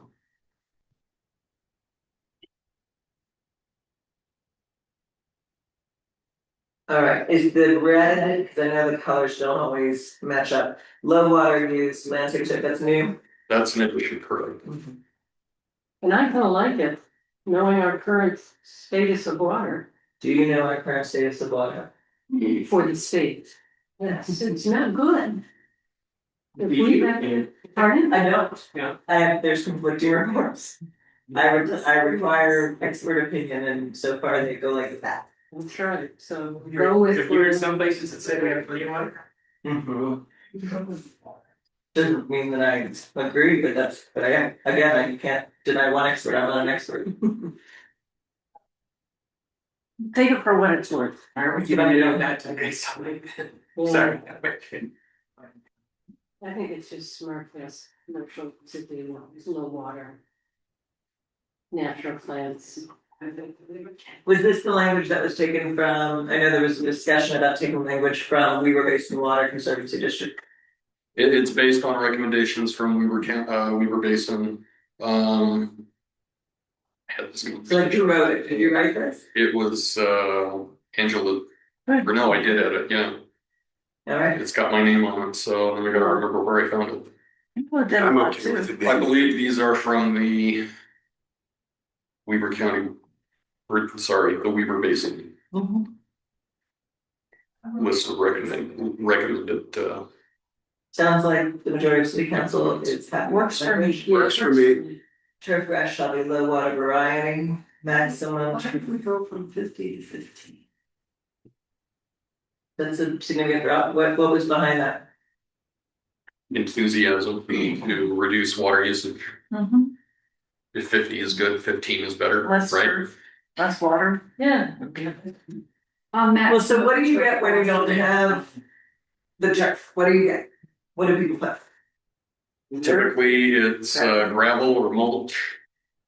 So what I would be concerned about is the urban island heat effect. Yep. Did that get discussed? A little bit, yeah, we talked about that. We also talked about the concern that there's a difficult balance here between requiring certain coverage of plant material while at the same time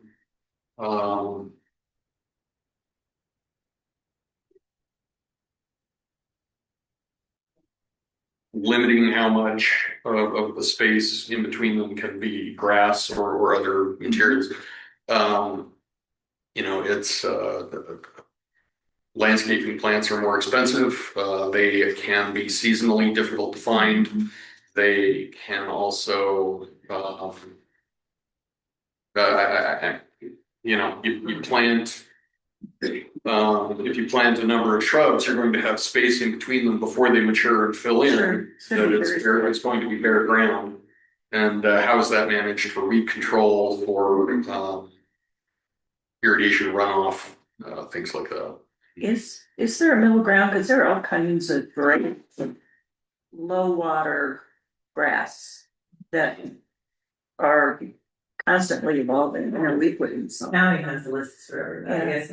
We're talking about 20% of an area, right? Correct. We're talking 15, even less. Well, 20% of the total project area must be landscaped.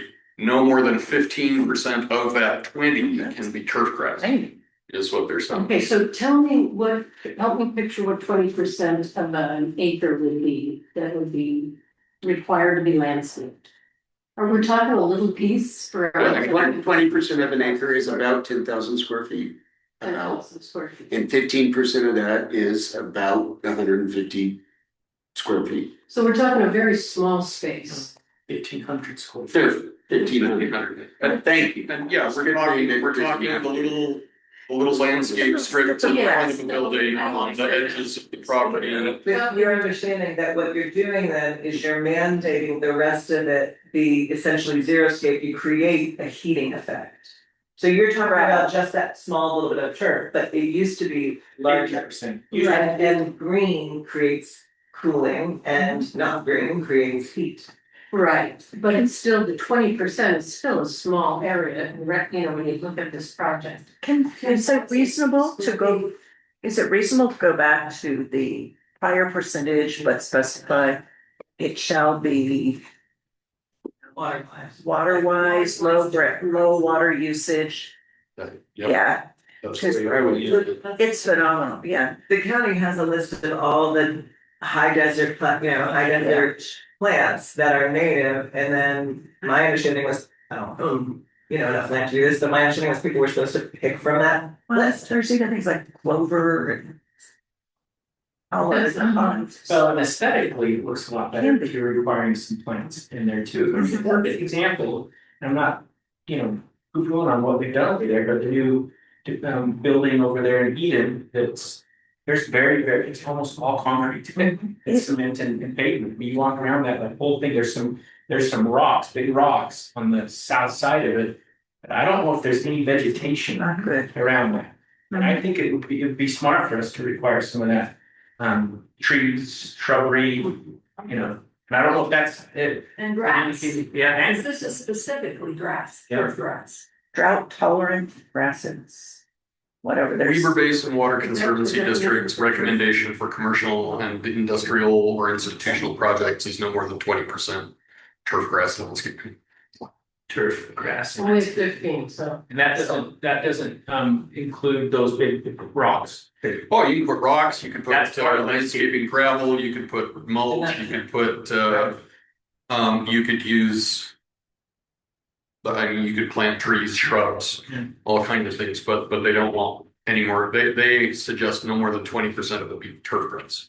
They're not specifying whether That's it's, drought tolerant. Yeah. Well, they would certainly recommend, water-wise turf grasses. Okay, I vote for 15 or 20, let's make a decision on this. What about Way too much time on this. water tolerance or, whatever state of the art term. We already said above. If we then go and start working on the village plans too, we wanna have this in place. So we don't have a big concrete jungle. We said water-wise stuff up above. Did Oh, we did not? have that? Yeah, well, the planning commission did. Angela did, go up. And Brian. We already looked at it, it was the stuff, Yeah. that stuff's the water-wise stuff. Yeah. And now the question is, do we say 50, 15, or 20% turf grass? And it used to be what, 50? It used to be 50, 15. And if Weber Basin says 20, I'm okay with 20, I'm okay with 15, let's make a decision. It's 4 o'clock. 50% would be plantings, water wise plantings, 50%. Well, this says you can have 50% as turf grass. No.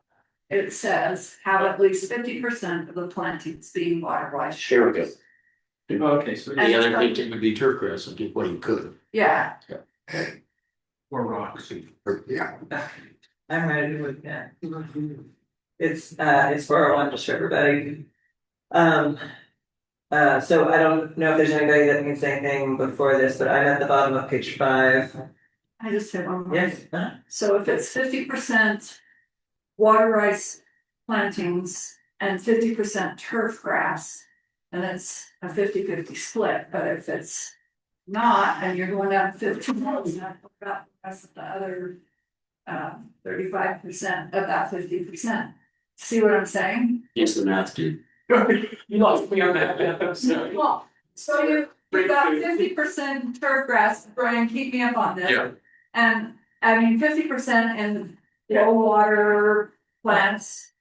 And then there's 50% left, in my mind. It could be, I mean, you would have a maximum of turf grass, but you would have a minimum of other vegetation. So you would have a minimum, so you're correct, you're pointing out there's a 35% gap here, right? What is it? And what Is it just bare ground? Is it sand? Is it gravel? Is it?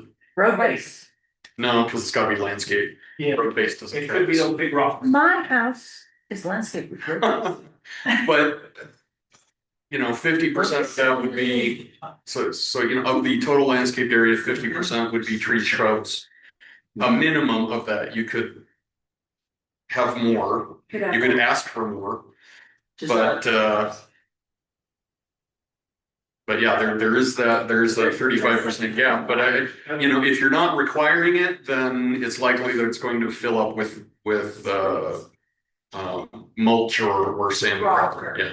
They're just saying that at Landscaping. 50%, now my math's working. At the 50% up above, only 15% of it can be turf grass. 35% has to. Is that what they're saying? Yes. Yes. Yep. Right. They're limiting 15% to the grass, the rest will be something. Before, you could do 100% turf grass, 50%. I vote for 50% low water, whatever. Okay. Okay, I'm down bottom of page 5, if everybody's moving down. On page 5. Yeah. And I was just, my only concern was, this is in other areas. So a bunch is struck out, and then it just goes right into areas not occupied by structures, parking, or active use areas shall be landscaped or otherwise maintained in a stable condition to prevent dust. So stable condition, and then below it says gravel, native vegetation, so these are options, but nothing in there is about how much, and I'm very concerned with everything just turning into gravel, xeriscape, things like that, because we will lose our animals, we will lose our plants, and it'll get really hot up here. And everything else that comes with that, and so my only thought here would be whether we want to put a percentage on how much needs to be native, low water land life versus somebody just coming in and just rocking everything. Which I think they will if that's given. I would think so. It's cheaper. That's what I would think. That's my concern. Should we just take out landscape and put maintained in a stable condition to prevent dust erosion? Because that's our goal. Is to not create dust and erosion in this commercial space. So areas not occupied by structures, parking, or active uses shall be maintained in a stable condition. Well, this is the landscaping ordinance. But is that's not enough to give people a little latitude on what they do, they could mow it. What if we just take gravel out? So but then they can't use it at all, and I mean, I like green, so I'm okay, but I don't know if that makes sense. Is it for addressed other the people. club though, the percentages? I Well, but this is for areas outs, Other. Not the developed area. not in the developed area. of the So remember, they're project. only developing 2 out of 5 acres, but what are the others? Yeah. Take gravel out, it's not prohibited. It's just in the list of what may satisfy this requirement. So you don't want to put gravel in, because that encourages gravel. Is that correct, Ryan? I thought if it's not in there, it's not an option. You're looking at the second. You're, Yes. They may- yeah, I would interpret that to say that, you know, if it's not on that list, then it does not satisfy the requirement. So, But it's like may satisfy. I agree with Kate on that, Yeah. it's just giving it as kind of a. It's just examples. What they crossed out, I think was fine, what's wrong? And what's that? The intent was to not require the unused areas on the property be landscaped. So for instance, I'm just gonna- if you took gravel out and put bark in there instead, is that then it's saying areas may satisfy this requirement? You know, it's just giving you as an option to say you can use bark instead of gravel. So my thought and why I brought everybody to that section was I would like to maintain a certain percentage of plant. If we could. Just because of the cooling factor. Yeah. Well, required to landscape as above. That landscape the whole Is thing. it zero sleeping landscaping? Yes, it is. That's it, expect from. look like Phoenix. What's wrong, xeriscaping is actually just landscaping suitable to the local environment, it's not just. Right, it's not just gravel, I am aware of that, but anyway, I'm one person, I don't even vote, but that's I'm Just voicing take gravel my concern. I'm thinking the other 2 acres or 3 acres, you'd love to see it just be maintained, so it's not a problem. It looks like the problem that was here was erosion. What was it? Dust. Yeah, That's Yes. weeds. And Otherwise, the biggest problem is this. Weeds are green. They are, I love it. The biggest problem that people have talked about with our going from 1 acre to 3 acres was that it's too small. This is what I hear from people, this isn't being stated. Was that it's too small a farm for production value and but with the water restraints from Weaver Basin Water Conservancy, you also can't irrigate everything, and so now you have basically weed and fire hazard. Okay, so this is commercial only, right? Yes, sorry, This- I this- apologize. This is commercial only. let's take the gravel out and problem is solved. I think you need to leave gravel first, Yeah. because gravel is useful in some. But it's not prohibiting gravel, it's not just. He said that Yeah, it is. Well, we disagree and in the legal reading of that, it says it may. It says it may. It does not say must be Shall. I used. don't think it's giving all the options. Yeah, it's just may. And I will agree with that. It's adjusting, If we agree to that interpretation, let's go. take gravel I'll out. agree to that. I'm gonna go ahead. Brian, what do you say? Don't do that. Yeah, that's what I was reading you. I think we all learn. Okay, let's sit down. Peggy, you had questions going on. Control Z. Yeah, again, it's just maintained, you know, I don't know, turf grass, does that grow long, is it go wild, is it just the maintenance? Just leave otherwise maintained is fine, which means you could leave it alone if it's stable and doesn't. Oh, I'm done. Oh, okay, good. Where are we? Turf grass, we get over that. Again, Yeah, bottom of the friend turf grass. It's a commercial area, it should look nice, it should be maintained, I don't know what that means, but something about maintenance. Yeah, is there any maintenance? What line? Turf grass is that old beginning. Under plant material on page 6. So I don't know, Brian, your thoughts on whether that needs to be. I mean, Sort of something about maintenance. It's 10 after 4. This seems like a dated definition of turf grass. These are not. so maintenance is a different section. We talk about how Okay. All I needed to know. you know, the plant materials need to be in good condition, healthy, neat, orderly appearance, kept free. I believe there's even like an 8-inch long length cap. And I did catch it on my full mind. There's an entire section on plant maintenance. Okay, so, so she, I pulled it. oh, good, she's already done it, alright. Okay. So, guys, it is 11 after 4, we're at the bottom of 5 or 6, yeah, we're at the top of 6. Oh my gosh, it goes forever. Yeah, I don't think we're gonna continue, we're gonna get this done today, so. Brian, if you wanna take a note of where we are. Sure. Thank you. Alright, here's the deal. The original plan was to get through everything, between the extra meetings last week, today, and we can still do work in our meeting tomorrow. And the plan had been to get everything adopted tomorrow and repeal the moratorium. I think it's safe to say that that's not, likely. It doesn't, well, I mean, I have struck, all other auxiliary type things off tomorrow's agenda and kept it to finance budget, the construction one that was ready with the ordinance. And then land use. I have given Corbin the instruction to have the ordinances of all the land use as well as the repeal written. I just don't know if it's like, so it'll all be ready, it's all on the agenda for tomorrow. But we can definitely give the time tomorrow to finish and clean up all of these items because each line has a discussion aspect to it. Because I know that there were council members who wanted to go back into certain things and discuss certain things, plus we haven't even gotten into short-term rentals. So here's where we discuss, basically on line 11, agenda item 11. The likelihood of us being able to fully repeal the moratorium tomorrow on June 16 doesn't look that likely. My suggestion is that we utilize next Tuesday, call a special council meeting. And that that would be the 23rd, I believe it is. 22. And that we would have that as the date for the end all be all. That there would not be another city council meeting following, we had a number of people traveling after that. But also, moratorium repeals itself, July 3rd. I'm out next Tuesday. You're gone.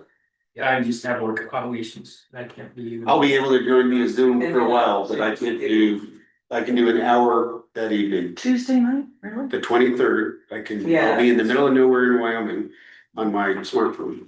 The planning commission has that on their schedule. They have no agenda and it hasn't been noticed. And what we discussed was that they might do the 30th. At least that was at the beginning of this meeting. So, How about next month, on next Monday, we meet for prolonged. Monday, I'm fine. Monday the 22nd. We're fine on that, right? Well, that's our, we have a work Yes. session. Make that. Usually we have to leave here. Something's usually here. We have something, there's something on Monday nights, Mhm. so we have to be out here by, Can we do this, schedule both of them as regular meetings, Schedule both of what? Monday Okay. and Tuesday. Sounds like you only have 3 people. I'm not available on Monday. Monday you're not here, but Monday's fine. I would be available at 8 o'clock that night. That's the earliest. Monday I'll be here. Tuesday I will not. But I don't have to be here. We just need to get this done. Understood. So. My only worry would be, we have typically had our meetings where we do significant actions such as adopting ordinances or repealing a moratorium, which we haven't done yet, but we typically do them at the time period where people can come physically. And if we do it during the day on Monday, that negates that. That's my only concern there. So we can turn Monday into a council meeting for action, but I wouldn't suggest that be the major action. Okay. Is there, Yes, ma'am. I can't stay late on Monday, it's my last baby's 18th birthday. aw, how sweet, Okay. baby no more. So, So, okay, so we have just enough for a quorum on Tuesday, because we've got 2 out. I will dial in to vote on. Are we voting on the budgets or are we just discussing the budgets? So it is on the agenda for tomorrow, but what I would suggest is, because we had discussed previously, what we wanna do is let public hearings marinate and then vote the next week. So if we're having a special council meeting on the following Tuesday, I would say we could discuss the budgets and the public hearing information tomorrow night, but we would vote on them. On the 20th. It also gives the court another week to get back to us. when are you, I can be available for that first hour, but after that, I'm not. when are you That's back in it. town on? The 25th. I thought it was the 26th. Because I thought it I'm was back in the- town at 8 o'clock on the 25th. 8 o'clock at night? Mhm. So let's do 26th, you'd be available. Yes. Hmm. 30th, What, the mayor's out of here on the 26th. You've never had a time to. Yeah, couldn't. None of those things need my vote. Or even get my vote. I should say it that way. I'm available, I'll make myself available. So we need a decision here, that we're just, it's almost working. We're talking evening, whether the. We have our work session on Monday, no matter what, there's 2 hours. I'm a week ahead of you. Oh, I'm talking about the special one that you're talking about, Colin. which would be the 23rd. So I'm just saying, we do have a Monday work session on the 22nd. Yeah, So then we don't have anything scheduled on the 23rd, we could schedule one in the evening, because that date is available to the city. Every Tuesday is available to the city, it's usually either us or the planning commission. The planning commission doesn't have anything scheduled, we could take that evening, they are thinking about the following week, that's separate. So we could take the 23rd and get all of those. What time would that be? My proposal is 6, but I didn't realize Might be so a many little people would be, oh, really? Sorry, I thought you were meeting midday. No, we have normal 23rd. city council meeting time, like 6 to 8, but probably maybe It should be able to make 6 o'clock. I'm available. via Zoom, Or I'll be in town, it's fine. and you're available for the first hour, and that's it. And what I'm you, available. and she's available, yeah, I okay, would go with the Let's do that. 23rd. let's go with the 23rd, so I will put something together and send it out to everybody, is it? what? No, doesn't change. If we start earlier on the 23rd, it's your availability. Yeah. And it doesn't, and Don's still not available. I'm only available by Zoom. I'll make myself available For whatever. or whenever it starts. Okay, 23rd at 6. Seems like it's. Works. Are we in That's a Tuesday, today's Monday the 15th, tomorrow's Tuesday the 16th. Boston States? Okay, alright, what's that? May I ask a You question? may. Where are we on STR and ADU? Oh, I'm done with SDRs. We need legal review, but like, what do you guys Is need? it ready for review by us? Oh, yeah, it's been there. ADU, you're gonna add some language. to I it. added the language there. I got some clear. Which one do we look at? It's the one called changes accepted. Okay, and This is which the ADU or the The SDR? SDR. SDRs changes accepted. And I added even Jen Fulmer comments, and Corbin needs to review the penalties, but it's loaded up. And the ADU one that has your new language. ADU has one additional line, which I think does it. When I talked to Brian about what I used. 2 in here, Mhm. which one? Yeah, it's where the documents phrase. I think I put it on both because I wasn't sure which one we were using now. Look at the text I sent out. I talked to the planning commission this weekend and filed the number chart we changed. And Which number? the setbacks and the height. And For ADUs. yeah, I misunderstood it completely. They were 35 feet in every zone, depending on how close you were to the buildable area. You know, so I think we misunderstood that whole chart. So I sent something out on text. Will you take a look at that as you do the ADU one? Because they were more in line with what you guys were saying. The only difference, you know, with the height. I was still down at 25 feet, but they were looking at different setbacks for, is that right, Brian? The idea was that you could increase the height of the building by increasing the setback. Yes. So the further away from the property line, the higher your lines, up to 35 feet, yeah. We Yeah, discussed that. Yeah, that was in there, Yeah. yeah, cause they went down to like 10 feet or something. Yeah. So there's two versions of 10819 in here. Which one are we That's reviewing? the idea. Which version of ADU should we all be looking at? Where's the place? and while we're at it, I filled up the state one and tried to review that this weekend, because I was like, what does the state say we're supposed to do? And they mentioned something about we can, and let me know, Brian, if I read this right, we can dictate a little bit about window fencing. If it's close to a Where else side yard. dictate off design standards? Yeah, so window. Only for ADUs though, only Right, for only detached for ADUs. ADUs, yeah. Deep ADUs, so I think that's important as I look at. The outbuilding next to me is non-ADU, but it's so close, and if they had a window, and so I think we need to look at that too. Can I send you a note on that? Will you look at that?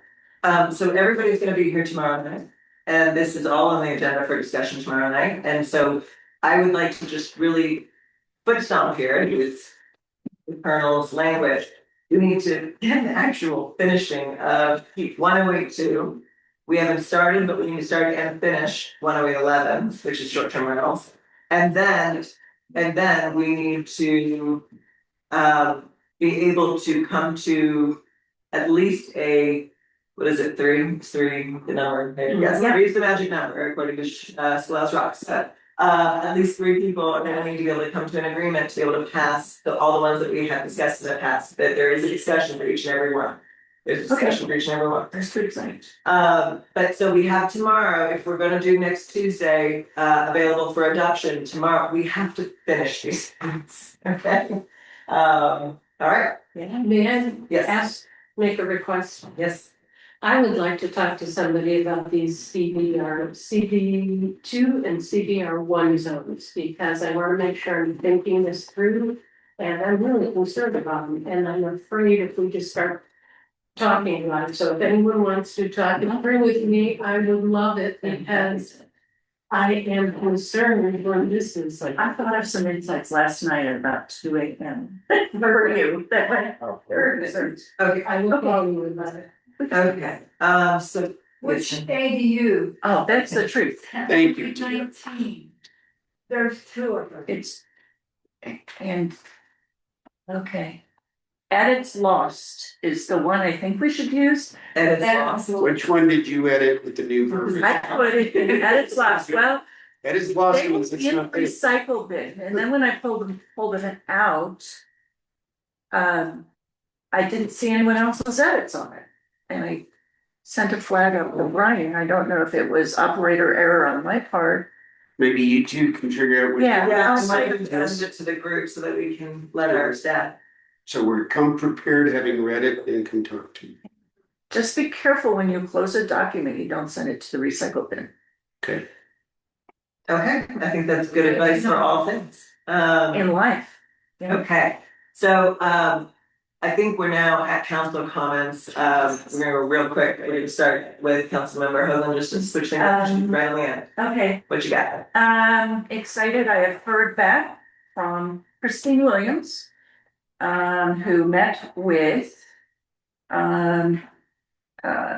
please forgive me for forgetting her name, Leah Murray from Weber. And they fleshed out the way they thought they should work with us, depending on your point of view, in terms of this retreat. Or chart retreat. Yeah, and so they're looking at their task and scope is to facilitate a city council discussion organizational design, governance, and operational model. The deliverable is research and data analysis and discussions resulting in effective decision making for an organizational chart and operational standards. Are you able to send this to everybody? I can, but let me just, well, we've got everyone here because there's some timeframes. Okay, we're trying to get that there. Okay, I'm done. I'll send it. Okay, and we can put it on as a Sure. item to give time to, but with council comments, it's usually quick, things not agenda items topics. Is there anything else from District 3 that you wanna, or your portfolios? No. Let's go to you, Julia. The code enforcement officer was up here this weekend, gave out 20 citations, warnings that you're parking illegally. Had a lot of good conversations with residents and visitors, so that's taking place. And she's doing that along with, has she taken over the sheriff? They're both good. They're both. So they might get a citation, she gives a warning. No, just now until she gets her book. They gave her the layout of what she needs on her tickets, so they could process them through the sheriff and she can do parking tickets. Right, but you just said she's giving out, She doesn't have her book yet. right, so when someone gets both a ticket and a warning, Warning. Right now, she was with the police. do they know what to do? Yes. Okay, that means the person, if I get a Yes. ticket and a warning, is my ticket, No. okay, You got one or the other. Yes. that's She what was I. with the sheriff, one or the other. They talked to a lot of people. But Just what my message is, they're out there and they're starting. it's, She's also working on complaints. There's an STR in the zone that doesn't have STRs and starting to send letters. I may need some help looking at the letters to see where it's sent. Oh, absolutely. You need a whole schedule. Yes, I sent a couple to you. You should look at. Next thing, citizen complaints. They're concerned about drones and helicopters. Yes. Drones and helicopters, they're the two complaints. I have. we'll have to do another agenda item for this, but there was a discussion about whether we have a no-fly zone in our muni code. And it also depends, there are areas in our city where HOAs have policies that maybe don't exist on the outside of that HOA, but you still have to abide by the HOA policy. For example, you cannot fly a drone within Moose Hall. Good, It's good illegal. to know. That's But interesting. people fly them over the golf course, and that's not responsible. I didn't know they could regulate airspace. Yeah. I mean. It's a privacy, it's a privacy. All the time. This is one We that's don't have- operating out of the valley. Well, I know, but is this just like helicopter rides or people that are? I'm happy to tell The you, Forest Service? Let's put it on the, Looking at, Tia, I'm happy to tell you the concern I got. not right now, we're gonna put it, because Okay. we don't have time. Otherwise we'll be here for the full other hours, it's now 4:30 almost. So please, council members, you all have access to the agenda spreadsheet. Put these topics on it so that we can give designated time to it. Councilmember Shaw, Not with anything. okay, Councilmember. Nope. All right, I think I'm good at the moment as well, and so therefore I will take a motion to adjourn. I need to turn. Second. All right, we have motion second, it's 4:28, all in favor? Aye. Aye, any opposed? Great. Our biggest problem is